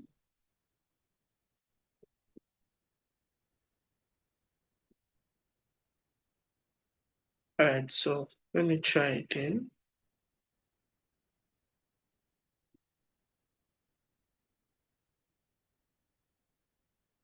Okay, so please just let's try as much as possible to manage this. So now we are looking at it that as accounting is very important for an organization, we need to also keep auditors accountable. We need to keep auditors accountable. Public Company and Accounting Oversight Board is a non-profit corporation established by SOX in 2022. So all these things is saying that because people are going to build trust on every information that we said has been audited by auditors, has been scrutinized by auditors, Because as accountant, of course, accountants will eventually, if you want to, you can become an auditor. But why are we saying that we need auditors to be accountable? So that for every information that you prepare as an organization is built on trust, is built on credibility. That's why we are holding our auditors accountable. Remember, I also said that if I am investing my money in a business based on the audited financial statement of that business, and eventually the business does what? Folds up, I can sue the auditor. And that's why auditors are very, very careful. They are always very, very careful, because for every opinion that they leave on the financial statement that they audit can be used against them. So, and that is why we are keeping auditors accountable. And that's why we have auditing standards. The same way we have accounting standards that guides the preparation of the financial statement. It's the same way that auditors have standards that guide their audit process. Accountants have standards. Auditors also have standards. So you see that we are not leaving anything to chance. Everybody has to be up and doing. Inspect audit firms, enforce compliance, corporate governance, ethics, and reflection. So accounting is more than just numbers. We need to put our internal controls in place. We need to have ethical culture. We also need to have board oversight. So you are not just going to leave it to the accountant alone to say, let the accountant sort this, let the accountant, it sits with the accountants. So it's a collective effort. It's a what? It's a collective effort. Corporate governance, ethics, and reflection. Strong corporate governance combines internal control, ethical leadership, and board accountability to guide stakeholders and ensure reliable reporting. So that is what corporate governance will help us do. Like I said earlier, accounting is more than numbers. Because if you're just going to be saying, is it not just the number? Is it not just for me to know what the profit is? Is it not at the end of the day, you just discover that the business is doing what? Is going down the drain. Accounting versus bookkeeping. Accounting versus bookkeeping. They're actually very close related.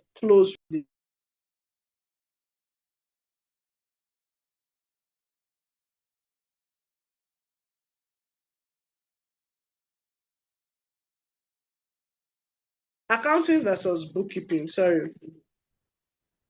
The both of them are disciplines that are close related.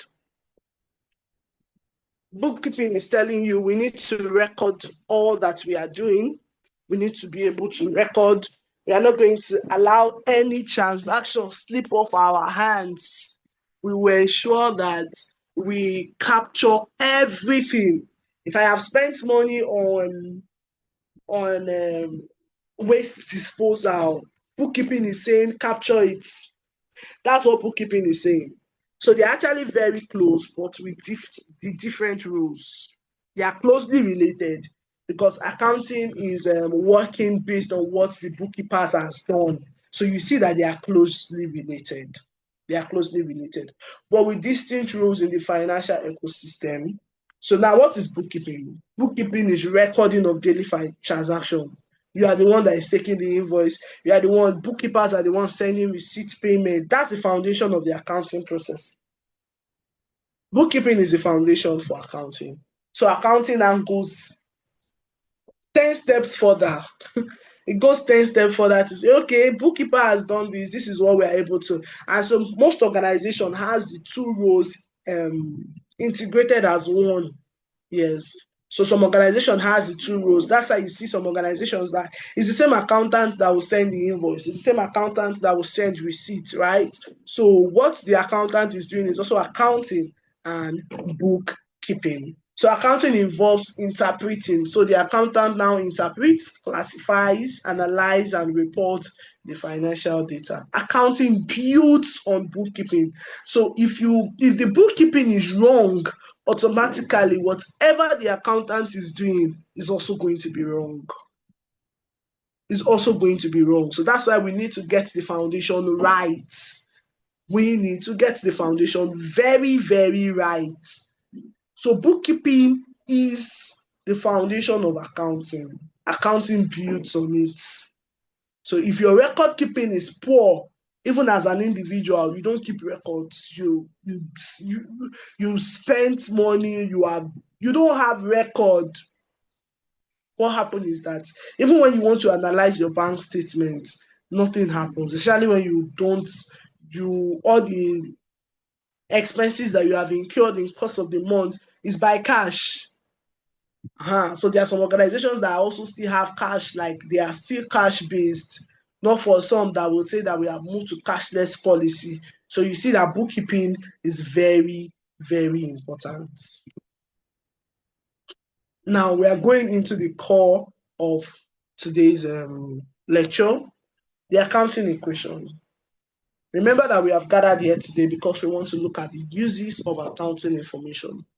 How then are you able to use the accounting information to make informed decisions if you don't understand what the accountant is doing? We are not saying that as managers or as entrepreneurs, you have to come and start sitting down and start studying all the standards. You might want to leave the standards to the accountant to study. You might want to leave the accountant to study IFRS 18, IAS 32, IAS 36, all those IFRS 15. You want to leave the accountant to study it, right? But these are the basic things that every manager, every entrepreneur must understand. They must understand it. Why? You look at we're going to see some examples of balance sheet and why it appears like that. So the accounting equation, for everything that the accountant is doing, everything that we are doing, that we come to work to do, or we prepare the financial information and we share it with the managers, what we are saying is that assets is equals to liabilities plus equity. Liabilities is the money that you owe people. This is how much money I owe people outside. This is how much I'm owing my creditors. I've collected bank loan. This is how much I am owing the bank. I have taken the higher purchase or maybe more, anything loan, anything liability. Then equity, this is how much I have invested into the company. This is how much money I have invested. It could be my profit from previous year. That is also part of your equity. Now, assets, at the end of the day, you own the liability and you own the equity. Of course, you know that you are still going to repay the liability, right? But at that point in time, this is what the business has. It's an equation that guides everything that we are doing. So if you're a mathematician, you are saying that, okay, asset is equals to liability plus equity. What happens when I want to know how much liability I have? Now you will say your liability is equals to what? Asset minus equity. This is the accounting equation that guides everything that we do. This equation is the backbone of every financial statement. It ensures the balance sheet always balances. Every transaction affects at least two elements. Every transaction affects at least two elements. So for every transaction that you have made, it's going to affect either two or more. And so this equation ensures that your balance sheet balance. If you did accounting in school, and how many of us even did accounting in school? Let's start with that. If you did accounting in school, please, can you just quickly tell me what your experience was like? Were you ever charged with the responsibility? Okay, in the exam, and you had to prepare your balance sheet, and you got to a point where you are trying to prepare the balance sheet, it never balanced. It never balanced. Do we have anybody like that on the call?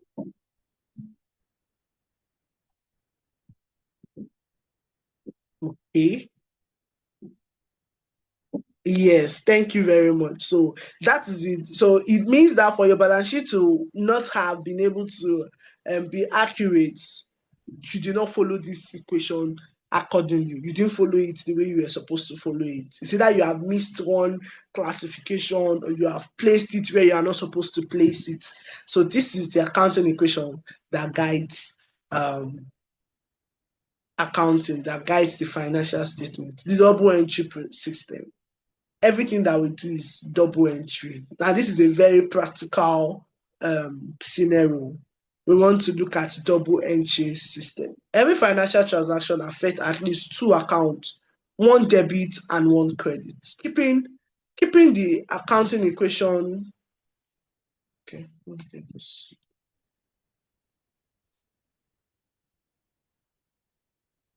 keeping the accounting equation in balance at all times. So this is double entry. Double entry is saying that for every debit entry, there must be a corresponding credit entry. For every debit entry, there must be a corresponding credit entry. Now let's look at how it works. Debit increases assets and expense accounts. That's your debit. So your debit is going to increase your assets, then also increase your expenses. While credit increases your liability, how much you owe people outside. It also increases your equity, how much you are invested in the business. Then it also increases your revenue account. So the total debit must always equal total credit. So if you're not able to get your total credit and your total debits together to become one, to give you one same figure, it means that you have not followed the double entry principle. Now, I have a business and we purchased office supply. What am I supposed to do? And so we have debits and credits. What happened? Remember that we said that debit increases assets. Office supply is an asset. So for us to increase our office supply, to say, okay, we now have more office supplies in the organization. What am I going to do? I'm going to debit the assets. That is it. You are going to debit it. So let's assume that we had office supplies worth $1,000 before now. But I went ahead to buy. What happened is that I have increased my assets by what?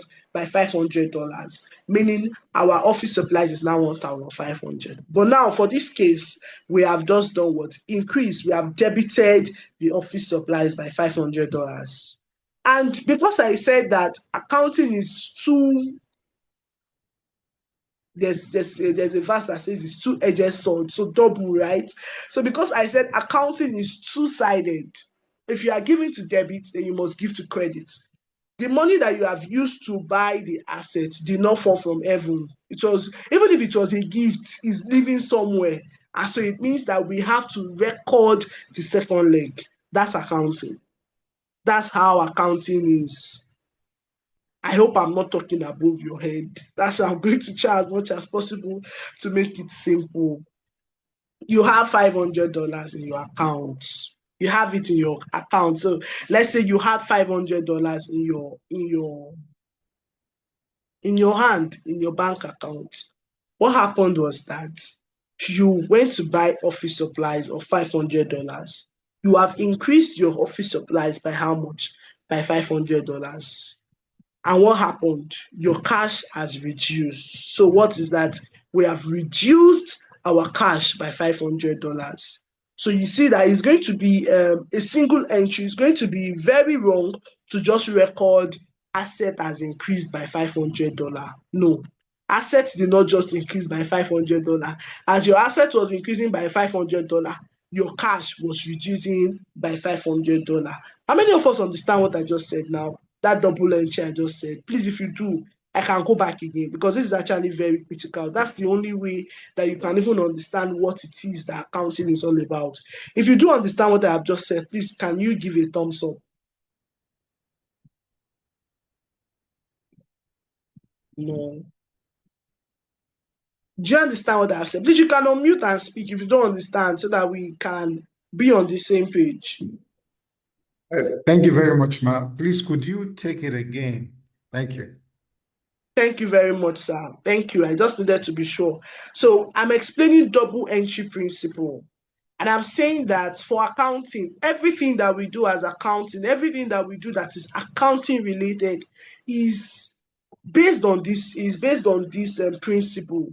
We are saying that for your account to be accurate, for your transaction, for your statement to be accurate, you must understand double entry principle. And what is double entry principle? It's telling us that there's always a giver, there's always a receiver. That's the word. So I have 500 naira or 500, let's use $500 because we also have people from other countries. I have $500 and I'm looking at it that, okay, I want to buy a bag. Doesn't look realistic, but let's just, is an example. I want to buy a bag. What happened is that I am receiving a bag, but I am giving out cash. That's double entry principle. It's saying that for every transaction that we do, there's always a giver, there's always a receiver. And so those two must be put into consideration. Now we said here, example, office supply purchase $100. My office supply has increased. That is the debit. Debit, assets, credit, liability. Debit, asset, credit, liability. So we are saying that, I bought an office supply. I want to increase it. I want my books to reflect that I have bought more office supplies. What will I do? I will debit it. I will say office supplies debited with $500. But was it just, how did I get the money to pay debit? How did I get the money to pay for the office supply? What happens is that money is reduced. That's, my cash has reduced by 500. So what happened? You reduce your cash. Remember that cash is also an asset. Cash is also an asset, yes. Bank is also an asset. So this is a very good example. What are we saying? Office supply is an asset, but it has increased. Cash, which is also an asset, has reduced, and that's why we are crediting it. Office supply is an asset, but it has increased by this amount. While my cash, ideally, if cash was coming in, okay, now this is one example. I'm going to take another example just for us to understand. So office supply is an asset, is increasing, we debit it. But since cash, that is also an asset, is reducing, what do? I credit it. Cash has left my hand. Cash has left the company's account. So what happened? You have to do what? Credit to reduce your cash. At the end of the day, your debit is still left with what? $500, and your credit is left with $500. Remember that the cash is no longer with you. What you now have with that $500 is your office supplies. Now I'm going to take another example. I made sales. I made sales of $1,000. How am I going to record that for double entry? Remember that we said we have to credit our revenue. So the whole essence of these double entries that you must understand which is debit, which is credit. Debit, it increases your asset and your expenses. Credit increases your liability, equity, and revenue. Now, I made a sales of $1,000. What happened? I'm going to credit my revenue. Oh, I have made a sales. My revenue has to increase by $1,000. And what happened again after that? When I made the sales and I was paid immediately, my cash also did what? Increased. I'm going to now debit my cash because cash is an asset and it has also increased by $1,000. So you would agree with me now that there's no transaction that does not have two legs. Every transaction that we do, and that's why you must be able to discern, you must be able to understand who is the giver here and who is the receiver. Please, is that clear enough, sir?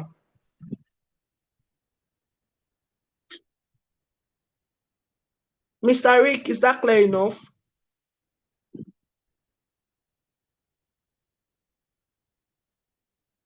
Mr. Edward, are you here, please? Is that clear?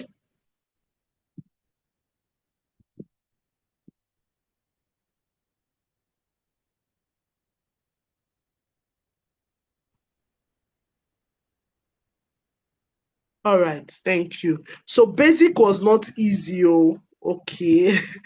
All right, so balance sheet is never balanced. Yes, really, that's what they would always say, it's never balanced. But in the real world, you cannot bring an audited financial statement that is not balanced to your user. So it has to be balanced. It just means that there's something that we are not doing right. So the accounting cycle overview.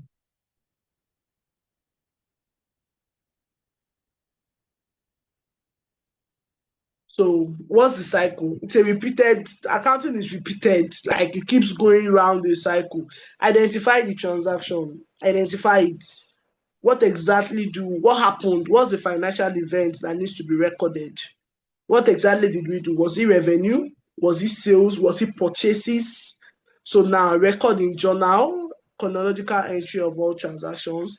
Then you transfer to your ledger, post to ledger. After posting to your ledger, you get your trial balance. So trial balance will now help you to ensure that your debit equals your credit. Then you adjust your entries, accrue revenues or expenses. Then you prepare your financial statements. So this, I'm just trying to run us through what exactly accounting is. But for the purpose of this class, your business is what you do with the accounting information. Step by step, journal, ledger, trial balance. You record each transaction with date, account, amount. Which account did it leave? Which account did it come to? And you post your ledger. After posting your ledger, the ledger is what is going to help you to develop your trial balance. Introduction to financial statement. Okay, the role of accounting. I think we have done this. Automation, yes, we have. Introduction to financial statements. The three core financial statements together provide a complete picture. So we already spoke with this. We already explained what financial statement is all about in the previous class. Previous slides, I spoke to this already. So remember that we talked about managerial accounting, that's management accounting, and financial accounting. So before we proceed, please, I wouldn't want to miss Mr. Rick's question. I want to go back and see. So that is asking what brought the separation between Deloitte and Touch. I don't think there's a distinct separation because we still deal with them, and even their name on as partners with us still have their Deloitte and Touch. Yes. So the question you asked, you said, what would be your advice on a startup organization in line with accounting? So for a startup, for a business that is just starting up, you need to get your accounting right. You need to get your accounting right. You said, should they engage an accounting or use an accounting software? Should they engage an accountant or use an accounting software? Okay, so for a business that is just starting, even if you engage an accounting software, there is how are you able to interpret what the accounting software is going to give to you? So at least for a start, you need an accountant. Very critical, because if you say that, unless you have someone who has a basic knowledge of what accounting is, if the person in charge of the business is feeling like, I don't think I want to outsource this thing, software will do, I will just follow through the software.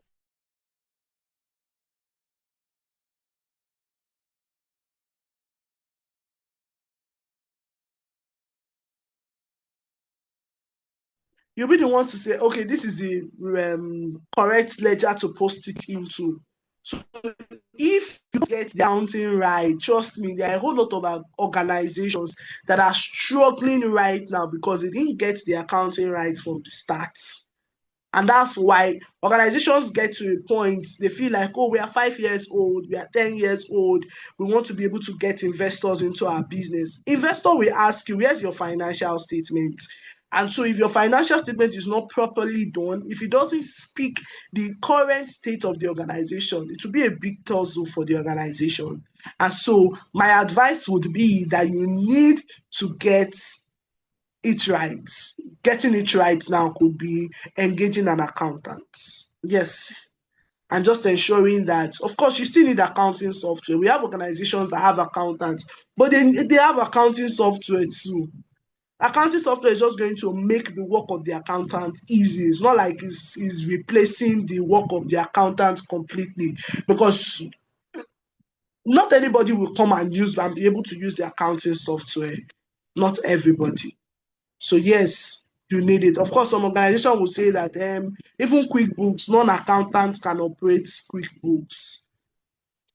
I don't know about that, because even some accountants still struggle with understanding what is inside the software. So if yes, which can you recommend for a startup organization? So for a startup organization that is just starting, We have software, we have a lot of accounting softwares, but because it's just starting up, depending on the size of the organization, depending on the size, if the startup is able to afford QuickBooks, fine. But if the startup is growing and it's like, oh, we don't have so much money to be able to expend on that software now, Zoho Books is actually a great one that you can adopt. Zoho Books is good, so you can start. Zoho Books is Zoho Books is good. You can start with Zoho Books for a startup, and it's actually very easy for you to be able to navigate. So, as much as you want to cut costs, if you say you want to go and get a chartered accountant to work with a startup, especially if the revenue is not so big, what happens is that the accountant might be telling you this is the amount that chartered accountants are being paid, right? And you might not want to start spending that amount of money. What happens? You can get an accountant, someone with maybe a few years experience and is ready to learn on the job and is ready to already knows how to use this software. And you are good to go, especially for startups. So please, if you can, please get an accountant. Get an accountant. Someone who is going to man the software for you, and so it doesn't have to break the bank. And that's why I'm suggesting Zoho Books will work. But we just need to get our record keeping right. If you get your record keeping right, your accounting will be seamless. So I hope I'm able to answer your question, Mr. Godwin. And Mr. Godwin still on the call. I hope I was able to answer your question.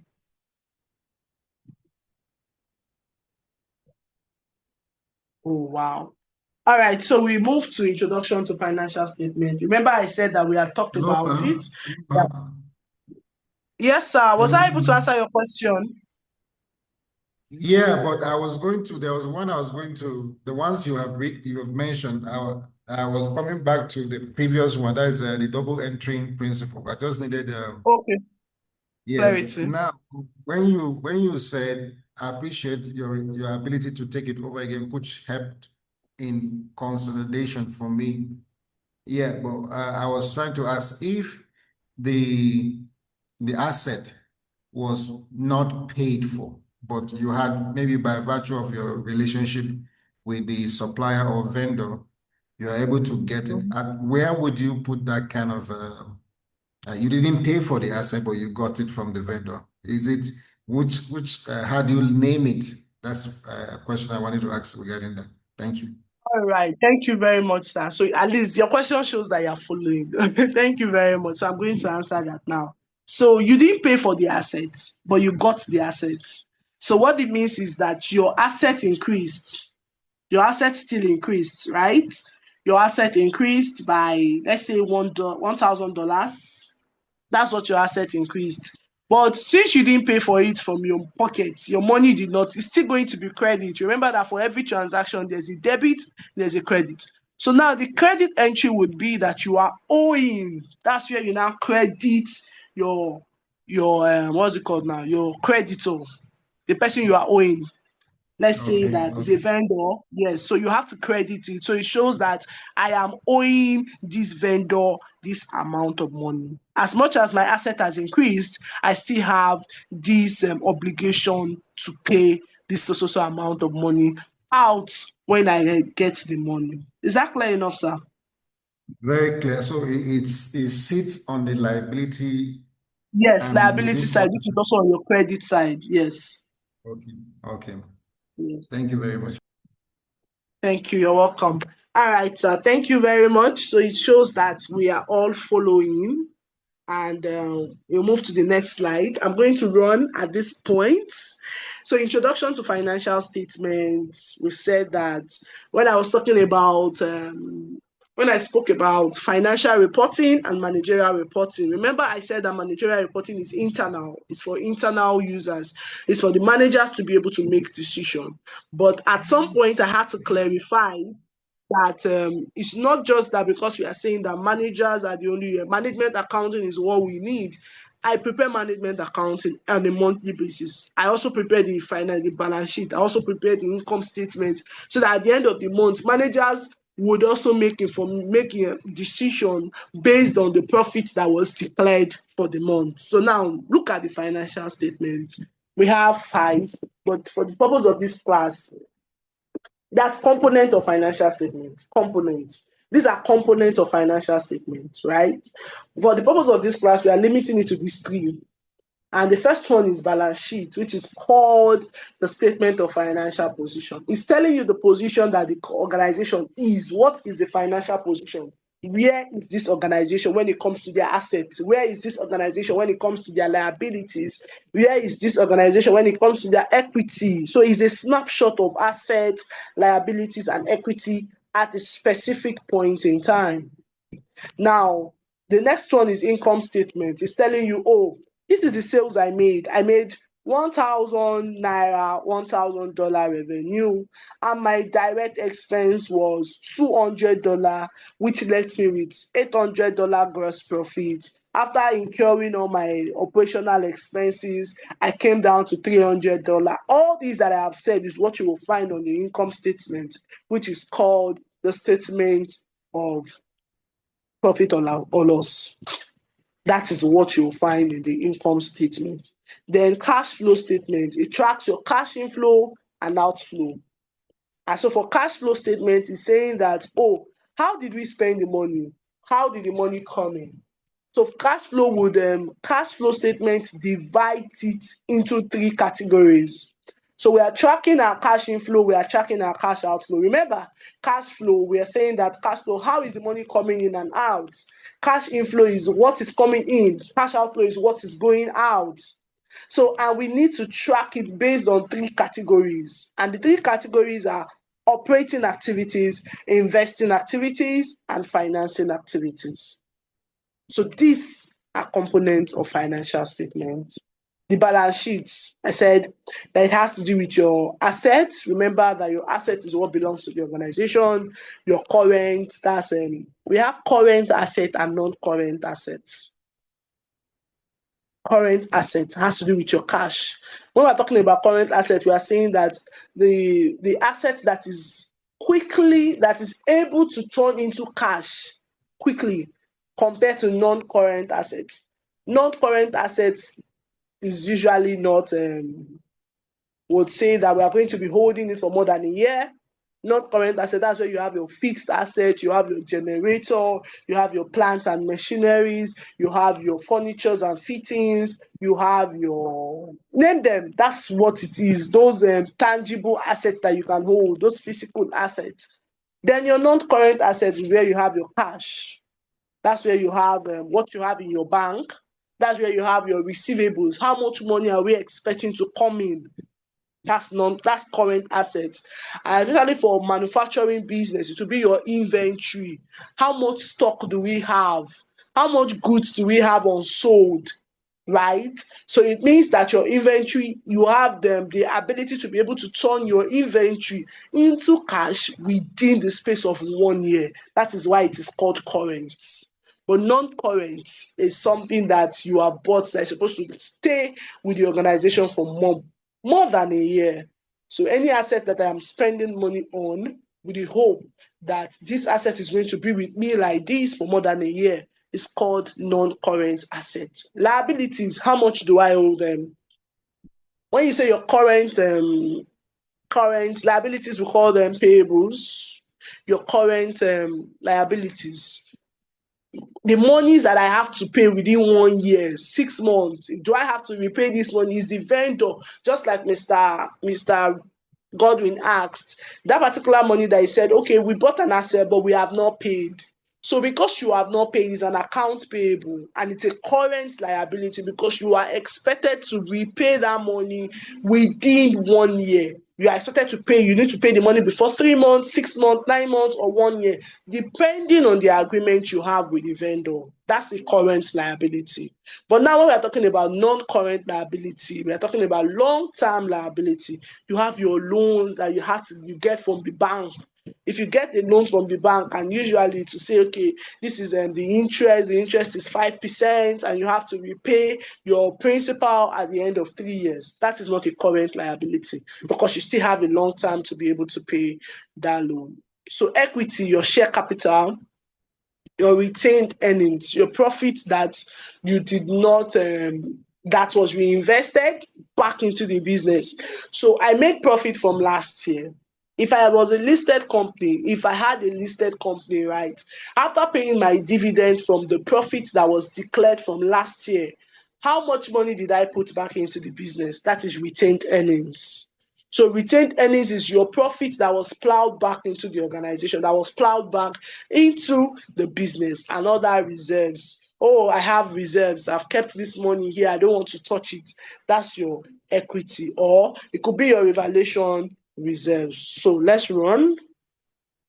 Income statement. I said that the income statement is that which tells you how much you're paying, how much you have as a profit. How much profit do you have? Sorry, Okay, Mr. Godwin, sorry, your hands are up. Let me hear you now. yes, I raised my hand up for a long time. I see that you are already I running. apologize. I only So, okay, just a quick one. I was trying to ask if you had any template, for example, on the balance sheet that you just explained, if you have any template Yes. that can show us all those parameters that you've mentioned, so Oh, that when we definitely. We'll see. get there. Okay, thank you very much. Yeah, so we'll get there. There's a template on the slide, so we'll get there. All right, Sam. So the income statement is known as your profit and loss statement. So it's telling you how you have performed in the last month, how you have performed in the last quarter, your revenue, your net profit, your expenses. So if you have a negative result from your income statement, it means that you are running at a loss. Yes, and so both are critical signals for management and investors. You have to make decisions based on that. So imagine a company that is running at a loss. It means that the organization would have to sit down and say, oh no, I don't think we want to continue like this. How much more can we do? What else can we do? Do we need to increase our price? Do we need to reduce our expenses? What can we do? That is what happens in your income statement. That's the story that the income statement is telling you. So every statement that we prepare is trying to tell you a story. Remember, I said that financial accounting is historical in nature. It is what has happened. So remember that a story is something that has happened that you want to share. So based on what has happened, this is what I am telling you. It's a story and it's telling you if you're making a profit or loss. Statement of cash flows, why it matters. A company can be profitable on paper, but cash poor in reality. This is very critical. Very, very, very, very critical. And why do I say that? Why do I say that this is very critical? You can make profit as an organization, but if your cash flow is poor, you need to pay your staff. Your books is saying that you have made a profit of 5 million naira, 10 million naira, $10,000 last year or last month. But at the beginning of this month, at the end of this month, you want to pay your liabilities, you want to pay your vendors, but there's no money to pay them.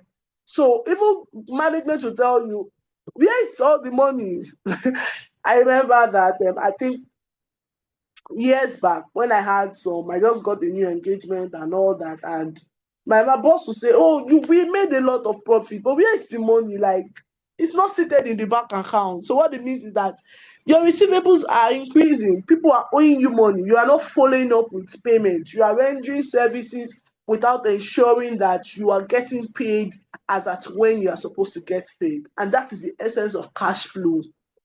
If you're struggling as a business, a business that even makes loss but has enough cash is even doing, at least, of course, we don't want every organization to always keep making loss. But some organizations will tell you that, is their cash flow okay? There's always a way that we can find around their loss. We can increase our price, we can reduce our expenses. But if you're able to get your cash flow right, then I think the business is profitable. So a company can be profitable on paper. Profitable income statement does not guarantee positive cash flow. Always read the both of them together. Now, I'm teaching you how to use financial statements. I'm going to show you some template of how it looks like. You have to read both of them together. As you read the income statement, after they must have told you revenue, cost of goods sold, blah, blah, blah, expenses, operating expenses, profit before tax, profit for the year, profit for the month. Oh, beautiful. This is making profits. Let's go back to our cash flow. How much money do they have at the end of the day? Do they have loss? You see that they are not made, they don't have money to be able to finance their business when they need cash. So cash flow is very, very critical. So cash is king in every business. In every business, cash is king. Balance sheet. Let's dive deep. Let's dive deep. So I said earlier that asset equals to liability plus equity. Assets, everything the company owns or controls with economic value. Liabilities, all the obligations and debts owed to external parties. Then equity is the residual interest belonging to owners after liabilities are settled. Yeah, so that is what we have. What are the types of assets? I had explained current assets. I said earlier that current assets are assets that are convertible to cash within 1 year. Please remember, I told you that cash is a current asset. Inventory, that's your stock, is a current asset because you are able to convert it to cash. So when you hear the word current, it's telling you that within 1 year, the status of this asset can change. That's the word. Current asset is saying that, oh, my inventory is very possible that this inventory becomes money seated in my bank account within 1 year. Convertible to cash within 1 year. Then fixed assets. Oh, this is actually long term and it's usually depreciated over their useful life. So you have your property, you have your land and building, your computers, especially if the organization would depreciate their computers. Then we also have intangible assets. So intangible assets, just like it sounds, right? Tangible assets are those things that you can hold on to, just like I said earlier, like I can touch my building, I can touch my generator, I can go there and say, oh, this is my asset. That's tangible. That's like a physical asset. But intangible assets, they are not physical, but they are valuable. You cannot hold them with your hands. You might not be able to see them, but they're actually very valuable. An example of intangible assets is your trademark, your goodwill, your patents, brand equity amortized over time where applicable. Yes. So we have a standard that speaks to that, and that is IS 38, speaks to intangible asset. So yes, anything that is not physical but valuable. The trademark of an organization can be traded. Yes, so it's an intangible asset. A business is, that's why some organizations will have to license their copyright, their trademark, so that if they are going into liquidation, they are not able to sustain the business and they want to do what they can sell it up, they can sell it to another organization. So it's an asset.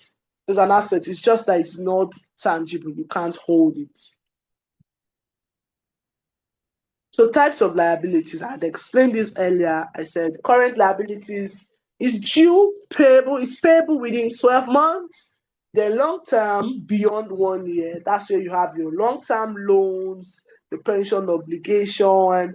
All these are the types of liabilities that we have. We have current liabilities and we have non-current liabilities. Owner's equity explained. Equity is a net worth of a business from the owner's perspective. It reflects the cumulative investment made.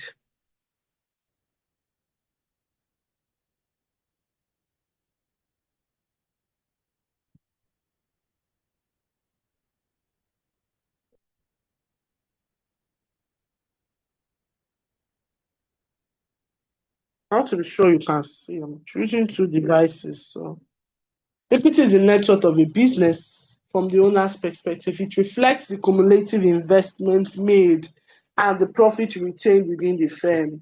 Remember, I already explained that retained earnings, you made profits after you must have paid some dividends, or maybe the director has taken his own bonus for the year, or you have taken, yes, organizations do that. At the end of the year, their profit for the year, they would say, okay, let's pay this profit, let's pay part of this amount out of the organization. We'll declare this as the profit for the year. We have some management staff, we have some staff members who want to pay bonus. After they must have paid bonus, this is for non-listed organization. So for those ones that are listed, it's okay, we need to pay dividend to our shareholders and all that. After they must have done that, the balance, and they said, okay, this is what is left. Let's plow it back into the organization. Let's use it to still run the business. All this makes up the equity. Paid in capital. Funds contributed directly by shareholders. Yes, through stock, all of those things. When you buy the shares of MTN, it's a paid-in capital, and it makes up part of their equity. I'm hoping that we understand that. So I'm making it to be very, very relatable now. So equity is the funds contributed. It could be your capital. You are starting up a business, and you walk up to like how many people that you know, your friends, and it's okay. So I want to set up a business. Can you invest in our business? Can you be part of the owners of this business? This person brings 100 million. This other person brings 200 million. This other person brings this million, and it's contributed. That's a paid in capital, right? Because of course, at the end of the day, they might say that they want to sell their shares. What it means is that they are just sharing their interest. They are sharing their own share of the company.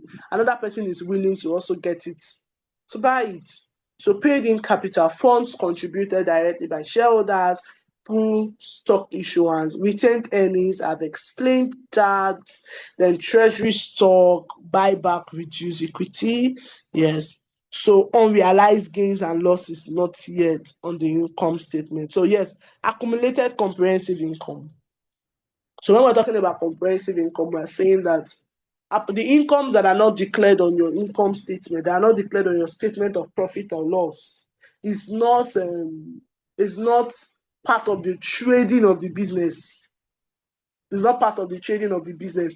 So I'm just going to cite an example of some of the things that happens in our other comprehensive income that makes up our equity. Now, we have a land, or we have a building.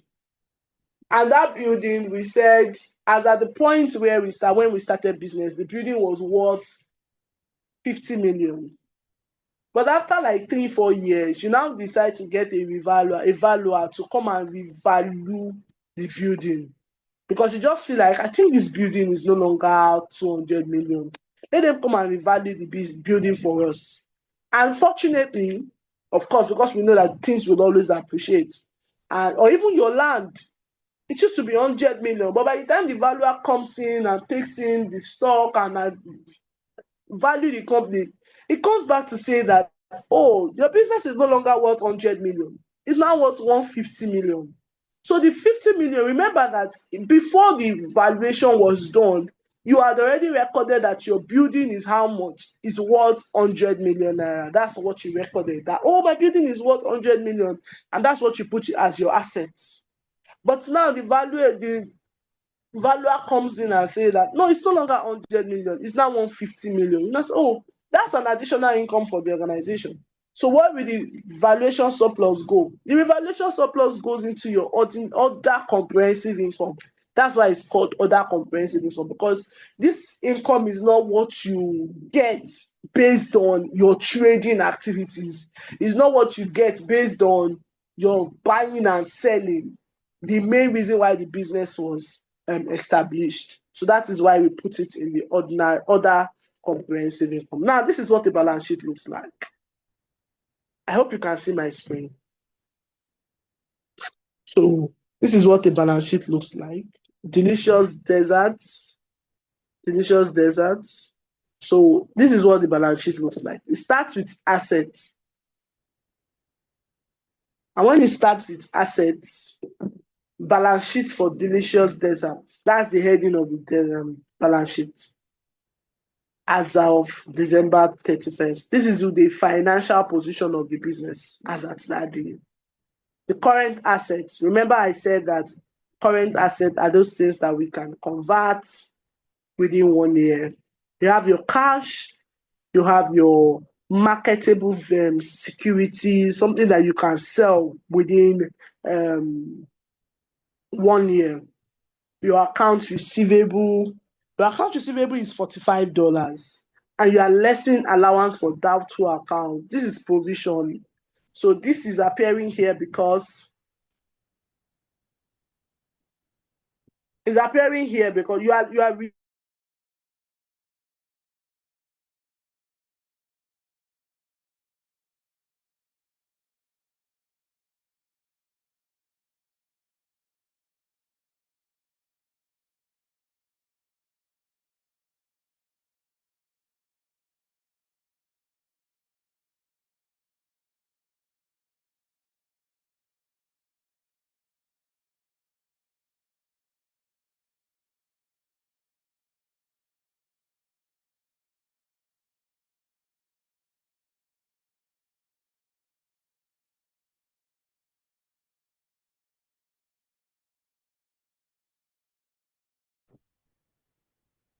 I'm sorry, ma.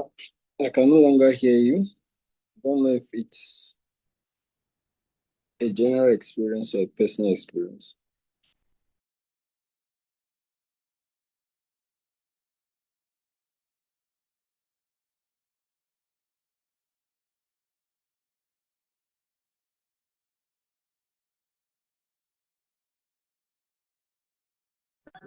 Please let's be patient while we try to get her back. I think it's a network.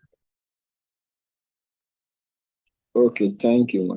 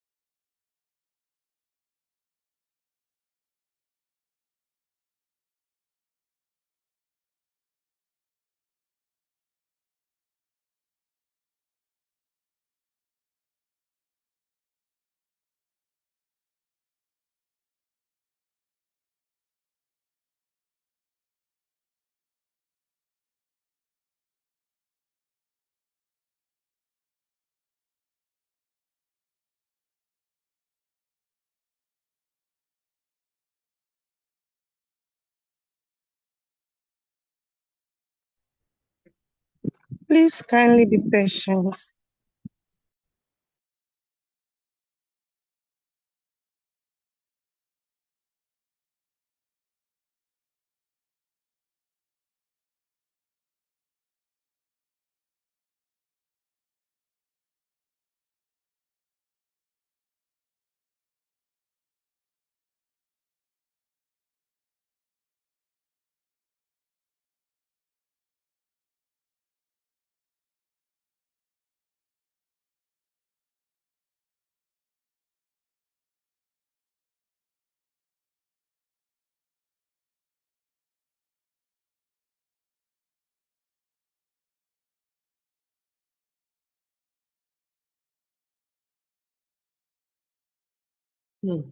I apologize.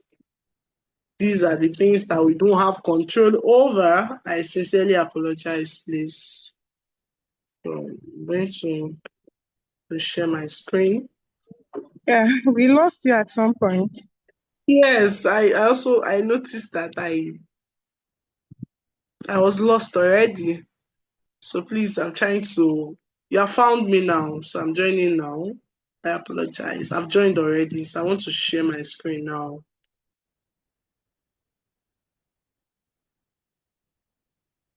Okay. Okay, so we are back to where we stopped. So this is what the balance sheet looks like for every organization. We start our balance sheet with assets, being that that's what the organization owns. So I was on the path of account receivable. Account receivable is how much money you are expected to. People are owing you. This is how much I'm expecting my client to pay me. But because accounting is very interesting in the sense that we don't want to always have to keep saying that this is how much they are owing us, this is how much we are owing us, and we keep overstating our balance sheet. We keep overstating our balance sheet, knowing fully well that people that are owing us, it is very possible that we don't get this money back. And that's the essence of that allowance for doubtful account. So because it's already doubtful, it's looking like we're not going to get this money back. Are we going to get it back? So that's why we will deduct it from our account receivable. This is what it looks like. But for some organizations, they are very sure that all this money will be gotten back. There's no essence for, there's no need for account receivable, allowance for account receivable. Then note receivable, inventory, and this makes up your total assets. It makes up your total assets. No, sorry. Total current asset, I beg your pardon, total current assets. So after your total current assets, you now go back to you continue with your fixed asset. Remember that I said, okay, so please, is there anybody on the call who is willing to tell us what I said about fixed assets? That's non-current assets. I said earlier, I already explained current assets and non-current assets. Remember that non-current asset is the same thing as fixed assets. So before I explain this one, who is able to tell us what I said that fixed assets are?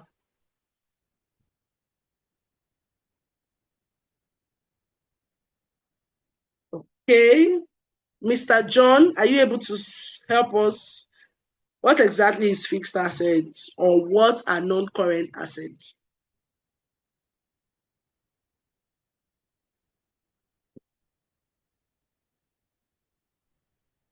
Can I try fix Oh, from please go ahead. the term fixed that you mentioned, if I was following correctly, these are assets that, for example, a company who has a building, Yeah. I don't know if I'm in line, but just that story that Yes, you you talk are. about.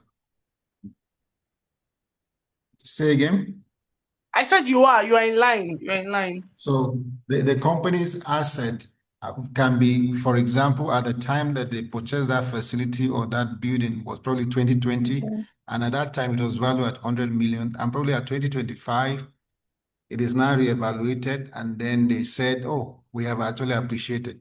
Just like you said, though they were not actually though there may be some depreciation and appreciation that could have happened within those period in terms of either changing the structures or adding value to it, that was evaluated later to discover that it has gone to the stage where it is to appreciate. So I think that is my contribution regarding that. Thank you, man. All right. And Thank you very much. you also mentioned generator and other things. I also wanted to ask a question when you talk about, could you say a car is a fixed asset in a company? Oh yes, motor vehicle is a fixed asset. Yes, it is. So that's why Okay. we depreciate it over time. So just like I said, Yes. thank Yes. you very much for that contribution. At least it shows that you're following. So I said that current assets, these are assets that have the ability of changing into or being converted into cash within 1 year. We can convert this into cash within 1 year, right? That's what a current asset is. Then a non-current asset, which is also known as a fixed asset, is known to be something that we have bought it to stay with us for more than a year. So you're not going to buy a building and say that I'm going to resell this facility within 1 year to give me cash. No. So fixed asset is saying that I'm holding this asset for a very long time. So once the asset is going to be held for more than a year, it becomes fixed asset. It becomes non-current assets. And so the examples of assets that falls into these categories are your land and building, your machineries, your motor vehicle. So an organization will not buy a car and say that under 1 year I'm going to change it, so it's going to become a car, it's going to become cash for us. So if that is the case, that motor vehicle will not fall under fixed assets. It might now be current assets, which is usually not the case. So for assets like that we buy and we say we are going to be holding it for more than a year, as long as it is more than a year, then it is a fixed asset. And so you have your bakery equipment. You can see where they list the accumulated depreciation. Organizations usually would have they have what they use. They have what, sorry.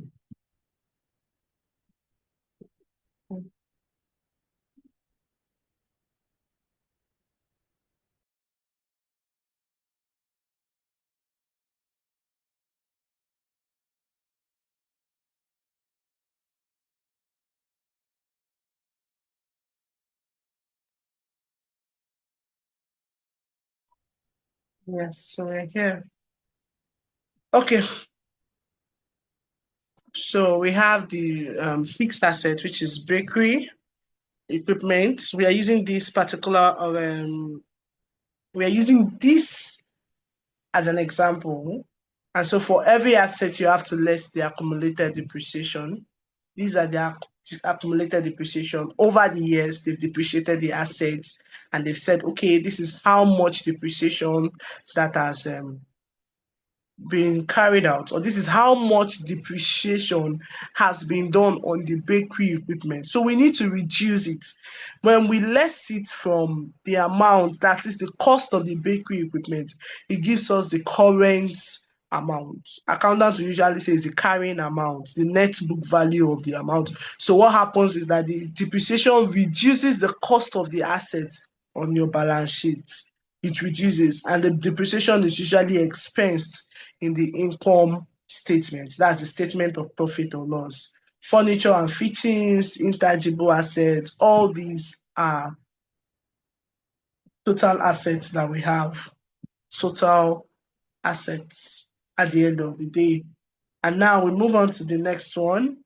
So this is liabilities and owner's equity, current liabilities, the amount of money that we expect to be paid back into the organization within 1 year, accounts payable, notes payable, income taxes payable. Remember that you have to pay your income taxes within 1 year. That's why it's falling under current liabilities. Then for long-term liabilities, you have your bank loan for bakery. That's how much loan that you collected from the bank, and you don't have to pay the agreement states that you're not going to pay the bank loan until after 2 or 3 years, and that's why it's in your long-term or non-current liabilities. And now they bring us to owner's equity, the retained earnings, how much this owner's equity can or common stock. It will also be your capital, how much you got into the organization, how much your friends contributed for you, or things that makes up your capital at the end of the day. That is where we'll find it. It's going to be on the owner's equity. Then retained earnings, I had explained retained earnings before, that you made profits, and after you looked at it and said, I don't think we need to pay all this out for dividend, or I don't think we need to dispense or expense all these things, or maybe bonuses and all of that. So we are going to plow back some of the profits that we made back into the organization, or maybe all of it. So that is your retained earnings. And now let's look at it. You would see that the total assets that we have here is $148,900. This is our total assets. Remember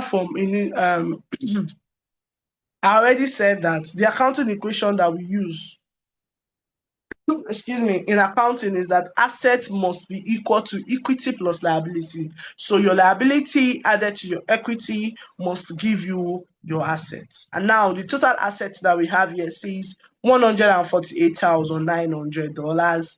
Then the other one, that's our liability, gave us 70,150. Our owner's equity gave us 78,750. And that gave us $148,900. $148,900. And so you can see from this that Mr. Gatti that said that account balance sheet is never balanced. I hope you can see that from this particular, what's it called now? From this balance sheet, or from this financial statement that we have used, you can see that it's actually balanced. So yes, balance sheet would always balance if we get it right from the start. So this is it. And so the next one would be income statements. Income statements, that's where you have your revenue, your cost of goods sold, your operating expenses. I'd explained this. Let's see. Yes, so we said our gross profit will give us your revenue minus your cost of goods sold. So this is a template of what an income statement looks like. What is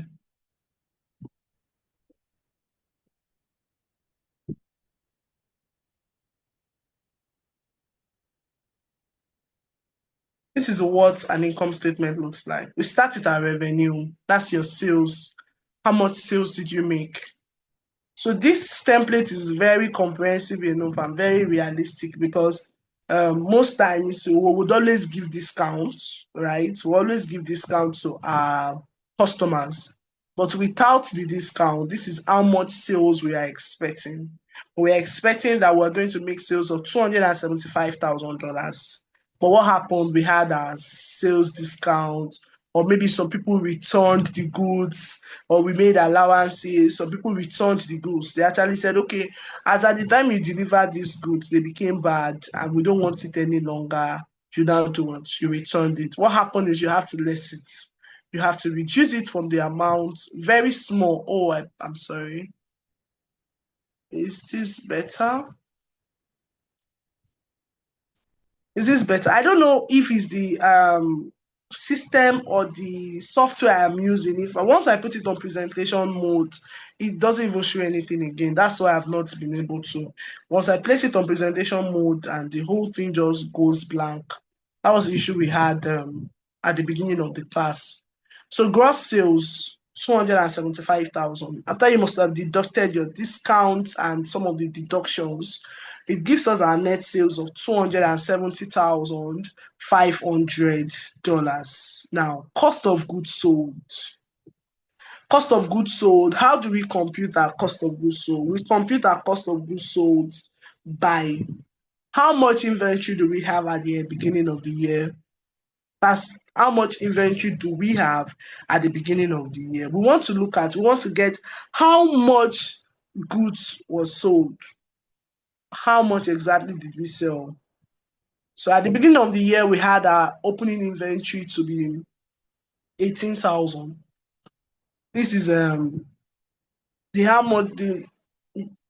price, the amount of goods that we have not sold at the beginning of the year. And so how much did we now manufacture? This is actually for a manufacturing company. How much goods did we now manufacture in the course of the year? We manufactured 109,500. If you add 109,000 to 18,000, 109,500 to 18,000, what you have left is 127,500. So this particular amount of money, this one, happens to be the amount that is available for sale, total cost of goods available for sale.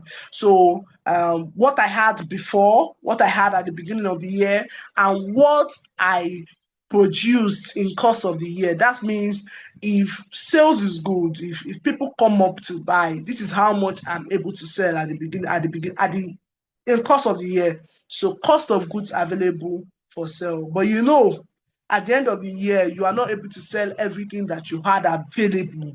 So what happened is, at the end of the year, how much goods do I have unsold? We want to get how much goods we sold, actual goods we sold in the course of the year.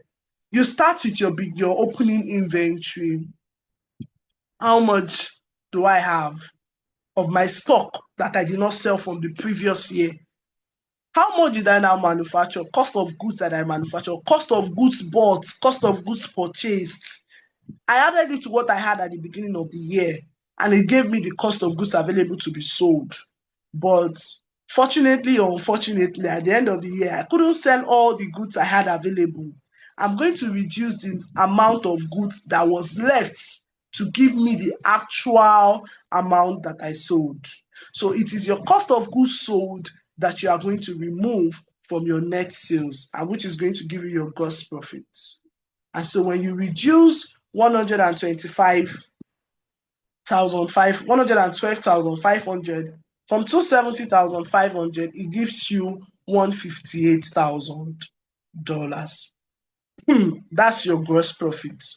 But gross profit doesn't mean that, oh, we are done. That's your gross profit. We have not removed, you've not deducted your expenses, your expenditure, and all that. So, and this is where we start with this expenditure, your operating expenses, your selling expenses, your sales salaries, all the expenses. So these are selling expenses. It gave you 65,000 classification, just like we explained. They have classified it as selling expenses. General and administrative expenses, your professional and office salaries, your utilities, everything. Total administrative expenses came down to $550,000. $50,100.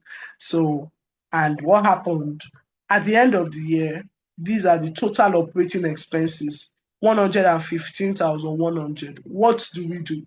We have to remove these total expenses, total operating expenses from our gross profit to give us net profits. Again, you get your gross profit from removing the cost of goods sold from your sales. You get your net profit. After you must have gotten your gross profit, you will now deduct all the expenditures, all the expenses that you incurred in the year. You will deduct it from your gross profit, and you would have your net profit. Okay, sorry. So this is what we have. Total general. So the total operating expenses was 115,100. So this is net profit before taxes. So you have to less your income tax. After removing your income tax, this is your net profit for the year. This is how much money you made for the year. Remember, to get your income statement correctly, to get your net profit or your net loss, you start from your revenue. So your revenue, how much sales did I make? Less your cost of goods sold. How much did I even sell? That will give you your gross profit. After getting your gross profit, you deduct all expenses. All expenses. After deducting your expenses, you will have your net profit before income and tax or before taxes. And after getting that, you deduct your income tax and you'll be left with your net profit for the year. Do we understand it up to this point before we move to cash flow?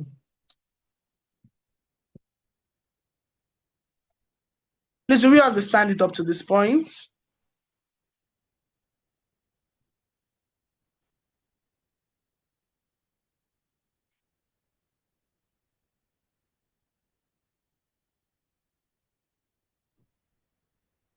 Yes, I'm following. Thank you, ma. Okay, you are following. Thank you very much. All right, so let's continue then. All right, so this is we are done with income statement. So when next you see an income statement, you know what it looks like. You know what it looks like, because I think that's one of the things that scares managers, that scares CEOs, MDs, top professionals, and that's the essence of this class. That's the whole essence of this class. Why do we have this class? Because this is not your core field. This is not what your core competencies are. This is not what you studied in school. This is not what you do. But you want to be able to understand any statement when they present it to you. You might not be able to say that, did you follow this standard? Did you follow that standard? No, you might not be able to do all of those things because that's not your field. But you want to be able to pick up the report and be able to say, okay, at the end of the year, this is how much profit we made. Oh, this is how much expenses we incurred on salaries. This is how much expenses we incurred on these. This is how much expenses we incurred on that. So that's the essence of this class. Cash flow statement. Remember I said earlier that cash flow, for us to be able to prepare our cash flow, you have to divide it into three categories, which are your operating activities, your investing activities, and your financing activities. Operating activities, investing activities, financing activities. All these is how we classify the cash. These are how we classify what the class. So this is cash flow statement. Like I said earlier, that profit does not equal cash. You can make profit. It could be that you are a profitable organization, but you do not have cash when you need cash. You don't have enough cash to be able to pay salaries when it's time to pay salary. It's a problem for the organization. So now we want to prepare a cash flow statement. Cash flow statements are usually divided into three categories. The operating activities is showing you that, oh, this is the cash from the core business operation. This is what we do. If you're a manufacturing company, your sales from your core business activities would be under operating activities. This is how much we made from operating activities, why the business was actually established, why we have gathered, why we established this business is to sell these goods, is to offer these services. So whatever money that is coming in because we rendered that service, or whatever money that is going out because we rendered that service, is classified under operating activities. So you have to adjust. So we have two methods of preparing the cash flow statement. You could do it through the direct and indirect method, but I wouldn't want to bore us with all that. So operating activities, investing activities, this has to do with capital expenditures. When you invest money, when you use cash to acquire assets. Maybe you bought your building, you bought motor vehicles, you bought physical assets, or you sell them, disposal of assets. Probably after like 5 years, you have used the asset and you now say, okay, I feel like we should sell this asset, right? What happens is that you still have to classify it under your investing activities. So remember that cash flow statement is all about inflow and outflow. The cash inflow and the cash outflow. Then financing activities has to do with debt issuance or repayments, your dividend, your share buybacks. So if you get a loan, it is classified as financing activities. If you pay back the loan, it's also classified as financing activities. So the cash flow statement reconciles net income with actual cash movement. It's trying to reconcile how much you say you have as profit and how the cash actually left the organization. A vital check on earnings quality. Earnings quality. So this is what a cash flow statement looks like. Net profit after taxes, your depreciation, you add it back. Your decrease in accounts receivable, you add back. Your increase in inventory, that's your increase in inventory. How much you spent in buying more stock, you deduct it. then decrease in accounts payable. You had to pay. This is how much you had. That's the reconciliation. How much you eventually paid to accounts payable, then decrease in accruals. So at the end of the day, this is what you have. Sorry. So yes. Cash provided by operating activities. This is a total from your operating activities. Then this is also increase in goods, cash used in investment activities. We had 5,000 deficit. You can see it in brackets. So bracket in accounting means minus. You are going to reduce it. And you also had your financing activities, $4,000. So by the time you do all of this computation, you will have $15,215. So what it means is that this particular amount is the amount that is left in your bank or in your cash. That is why it is called cash flow statement. So it must correspond with the amount that you said is actually seated in your bank account for those that practice cashless policy. So that is the cash flow statement template, what it looks like. And so we would have to finish the remaining parts. We have few left. So this is what a cash flow statement looks like. So when next you see a cash flow statement, at the end of the day, you just know that, okay, cash flow statement has been categorized into operating activities, investing activities, as well as financing activities. Now, we are wrapping up already. So this is ratio analysis. What exactly do we understand by the word ratio analysis? If we remember, while we were in primary school, probably secondary school, we did ratio. So ratio is just all about comparing. So financial ratios transform raw numbers into meaningful benchmarks. So after you must have prepared your income statement, you have prepared your financial position, you have prepared your cash flow. Like I said, they are telling a story. And one of the ways that would also help us understand what they're actually telling us is ratio. So ratio analysis, they allow analysts to compare performance across time period. You want to compare. You want to look at it and say, okay, how did I do before?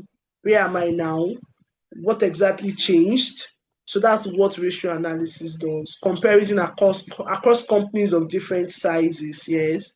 Identify trends and early warning signals. So it helps us to identify trends. What has happened before? What is happening? Like, is this a current situation? Is it a reoccurring experience or a reoccurring event that we need to critically look into? So you have to identify trends. Financial analysis helps us to identify trends, and it also helps us to guide decisions on credit. Do we want to? How much credit can we afford? How much can we allow people owe us? How much can we owe people? All this is embedded inside the ratio analysis.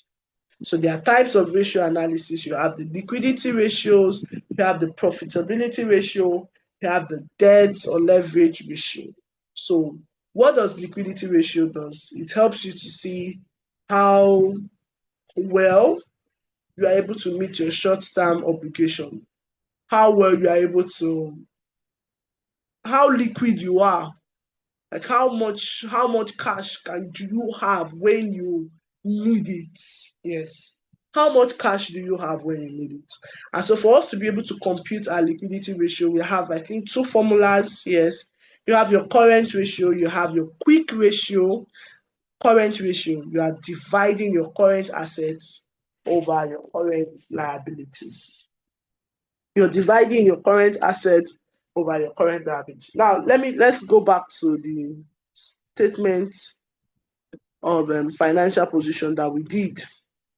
So if you want to know how liquid this organization is, remember that we are on ratio now and we're talking about liquidity ratio. You want to know how liquid this organization is, So ideally, depending on the sector, depending on the industry of the business, liquidity ratio should be 1.5, between 1.5 to 2.0.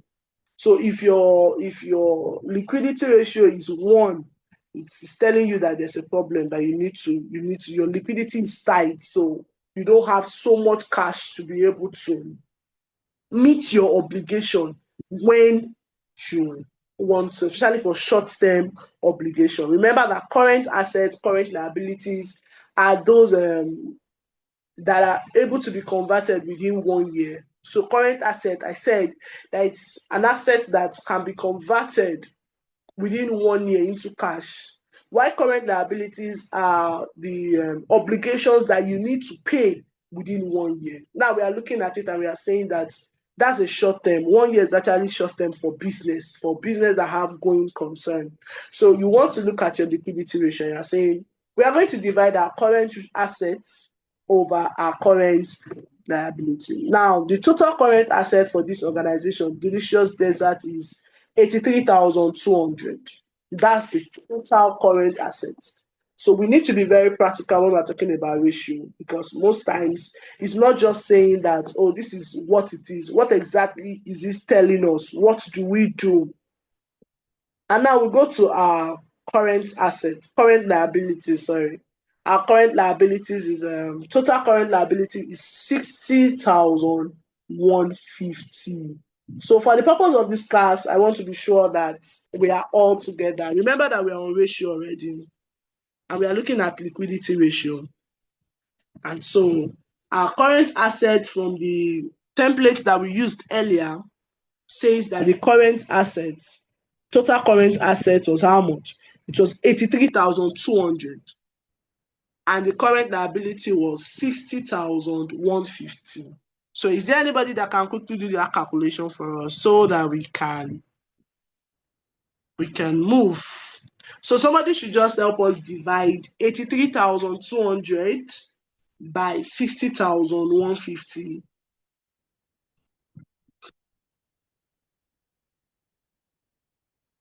We all have calculators on our phones, so we want to be sure that we are following.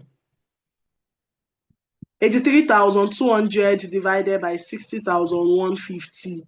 So we are computing the liquidity ratio for that organization that we have looked at.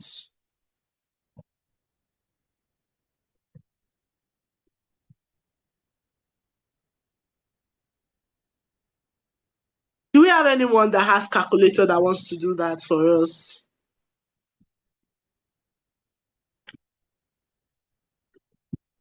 We want to calculate our current ratio. So I'm showing you how to calculate the current ratio. I could just come on the call and say current ratio is current asset divided by current liability. We move on to the next, we move on to the next. We might not be able to do for all other ratios, but so let's just get this one. Okay, great. Thank you, read one. So it's saying that our current ratio is 1.383. Approximately, it is 1.4. That is what our current ratio is for this organization. Remember, I said that depending on the industry, depending on the sector of the business, ideally, regardless of whatever sector you are, the current ratio that is ideally acceptable, that people would say, okay, I think the business is able to meet their short-term obligations quickly, is between 1.5 to 2.0. So for an organization that has a current ratio of 1.4, it's not so bad. It's not even bad at all. It's almost already at 1.5. But now it's already telling you a story that, okay, for every 1 naira that we want to pay, we have 1.4 naira to pay that money. Not bad at all. So that is what a current ratio tells us. So you see that it goes beyond just saying that it goes beyond just saying that's what the current ratio is. How are we able to interpret it? How are we able to say that, okay, I think this is the status of the business at this point? Then you have your profitability ratios, your returns on equity, how much your shareholders, those people who have invested money, how much they can get on their shares. Then your debt ratios has to do with your debt to equity ratios, how you are comparing how much debt you have to your equity. Now let's look at some of the ratios here. So good. We already did that even before we came here. So it makes a lot of sense. So you can see the liquidity ratios here. Current ratio, total current assets over total current liabilities. It gave us 1.4. Asset test, that's quick ratio. So because inventory is inventory, we want to remove inventory. That's when we talk about quick ratio. Current ratio is all your total current asset divided by your total current liabilities. Then asset test is saying, let's remove the inventory because sometimes it can take a while for the inventory to become cash if we don't make sales. Now, let's now look at all your total current assets minus, that's less your inventory, still divided by your total current liabilities. You have 1.1, which is fair, still very much fair. Then your net working capital, total current asset less total current liability, all these ratios are very important. They are telling us a story. They are telling us, okay, so for your profitability ratio, you are saying your net profit margin, your net profit divided by your net sales is 11.9%. And your net profit over your total owner's equity is 40.9%. This looks good. So it's saying that, okay, return on equity is around 40.9%. Earnings per share, how much out of your net profits, how much is attributable to the total number of shares that people have, that you have already sold already, that you have in the company, number of shares of common stock outstanding, which is 10,000. So $3 is not so bad. Earning per share. So this is more of the ratios that we have in accounting: activity ratio, inventory turnover. How many times do you have to, how long does it take, or how many times does it take for your cost of goods, that's for your inventory to become sold? That's inventory turnover. How many times you have to get your inventory before you are able to make sales? Cost of goods sold, that's over your opening inventory plus, that's average inventory actually. Beginning inventory, opening inventory plus and closing inventory divided by 2. So your cost of goods sold divided by your average inventory. Again, all these are ratios that tells us something that is happening in the business. Just like I explained the current ratio. I said earlier that for current ratios, you have, ideally, you should be between 1.5% to 2.0. That's the ratio that is very okay for every organization. Just that for some cases, some organizations, depending on the industry, could say, okay, we could take 1.2, we could take 1.3, it could be 1.3 to 1.7. So all these ratios still help us. That's how we use. Remember that the whole essence of this meeting is what? Uses of financial information. So we have looked at, why do we even do the information in the first place? Why do we even carry out financial transactions? Why do we carry out accounting for every financial transaction? Why do we think that we need to go the extra mile to prepare income statements, cash flow statement, balance sheet, that statement of financial position? Why do we have to? Why do you think that we want to? What do we even want to use it for? At the end of the day, we want to use it to make informed decision. And so you cannot make informed decision when you don't even have access to this information. And so that's the whole essence of the accounting that we do. You read the story, you have to read the story, then apply the ratios. Then you have to now think critically. Now let's look at that current ratio. I've said it that if the organization's benchmark, if the organization is saying that, oh, I think 1.5 is fair for us. If we are on 1.4, what it means is that what are we not doing right? What do we need to do to be able to increase our current ratio to maybe 1.5 or to 2.0 or maybe 1.7, depending? And that is where the uses of accounting information comes to play. So it goes beyond just punching numbers. Accounting goes beyond punching the numbers and saying the debit must balance, the credit must balance. Is that very important? Absolutely, very, very important. But again, after the whole account is balanced, we need to use it to be able to make informed decision. So the ratio analysis, the benchmark, usually differs from industries. It differs from sectors. Some people could say that our returns on equity should be 20%, should be 15%. So there's always a benchmark.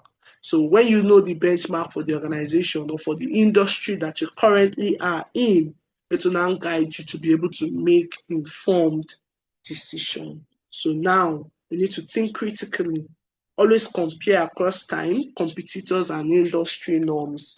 So remember when we talked about IFRS, all those standards that they established for us is for us to be able to compare and also for us to be able to prepare uniform financial statements. For the purpose of comparing, we want to also compare, especially for multinationals, they want to be able to compare how well the organization in this country is doing compared to how the other organization in another zone is also performing. So you also have to look at it again as, okay, be aside just comparing around the same organization, my competitors, what's their financial statement like? Where am I lagging behind? What's their current ratio? What's their quick acid quick ratio? What's their profitability ratio? So that's the whole essence of this ratio. It helps you to do what? To compare. Numbers in isolation can mislead. So if you just take it and you say, I'm a profitable company, meanwhile your competitors in that field are making more profit than you. So that's the essence. If you are not able to compare, you might just get relaxed and feel like you are making profit, while other companies in the same industry as yours, profitability ratio is higher than yours. So this is why we prepare financial reports. That's why we prepare ratio analysis, so that you don't start feeling like you're making it, so that you don't start feeling like you're doing well, when in actual sense, in the industry, you don't even have any place in the industry. And so this brings us to the end of today's class. And I am more than happy to take any question or contribution that we would have. So please, it's time you want to tell us what exactly you learned. What's the class? What's your time? Do you think it was just something that I'm going to walk away with, especially for people that are having startups and businesses? What exactly have you learned from today's session? So it's time for us to unmute our mic and speak. So please, if you have any question, I know I've been able to answer the questions that were posted on the group chat, yes. So please, if you have any other question, could you please ask your question or maybe contribute to today's session? Like I said, we will not be coming back. We're supposed to have our break by 12:30, then come back and close by 2. But because I have another engagement, we will be ending the class at this point. But before we call it a day, please, if you have any question or any contribution, this is the time for you to do that.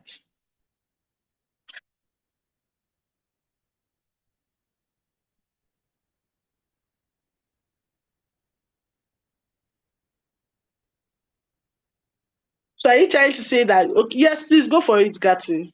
I'll go for it. Okay, thank you for that comprehensive presentation and the information that you shared with us. But I hope you agree with me that based on the understanding this morning, every employee, every manager, irrespective of the position that you occupy, it is extremely important to understand some of these basic things so that when we are having a meeting and they are talking about economics or finance, you will not exit the room to use the washroom because probably you don't want You to. don't understand. Because I have seen it many times. People do not want to do anything with the financial statement or when it comes to accounting and all that. So it's very, very important, even though the accounting or the finance department is there to do their work, every employee in the ecosystem or within the organization should be able to understand the basic things and know the financial health of the organization. I mean, it is extremely important, and it just go way back to reawakening things that we learned when we were in uni. So thank you so much for the things that you have shared with us. I really appreciate the time. Thank you. Thank you very much, Mr. Gatsi. Thank you. So please, next time you are asked a question, you don't have to quickly go to the restroom. Thank you very much. So, Mr. Godwin, let's have it. All right. Once again, thank you so very much, Ma, for very elaborate and comprehensive webinar. And for anyone who has not done it, I'm not an accounting student, but as an entrepreneur, you just need to have like my colleague just said, you just need to have a basic knowledge and know the principles that and also know how to apply them so that when you go through the records, you'll be able to know that the records that are also given to you the accountant or whoever does that follows the basic principle, or there's no any fraud going on under your nose, as is fondly said. So this has really helped to enlighten my side or insight, and then I'll have to review this again, play this over and over, because just like you said, accounting is the blood wire of any company. Once you can tell what is happening, you can predict the future. The organization, which is a foundation, the organization is already at a failed state, as it were. So thank you so much once again. And I will just also encourage as many that are on this call after today, please let's take time to listen to this again and make some notes, because what I do is if I make notes, it's easier for me to recall and also assimilate than just also only listening. So I make a lot of notes, and then it's easier. Even if I attend, if I don't attend the classes and I make note, but just listening to only the recorded listen, I can easily be able to pass the exam. But that is not just one, but this interaction that we're having is gold for anybody who wants to learn. Thank you once again, ma. Thank you very much, Mr. Godwin, and thank you for your participation in today's class. Yes, so thank you everyone for joining. It was such a beautiful time together with you people. I wish you all success. Thank you. Mercy, you can take it up from here. Thank you very much.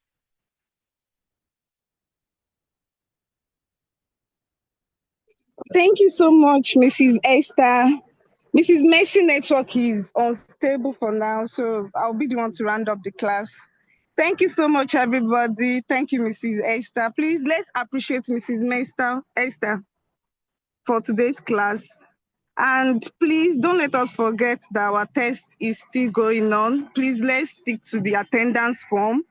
Let's fill it up. Let's check updates on our WhatsApp calls. Thank you so much, Mrs. Esther.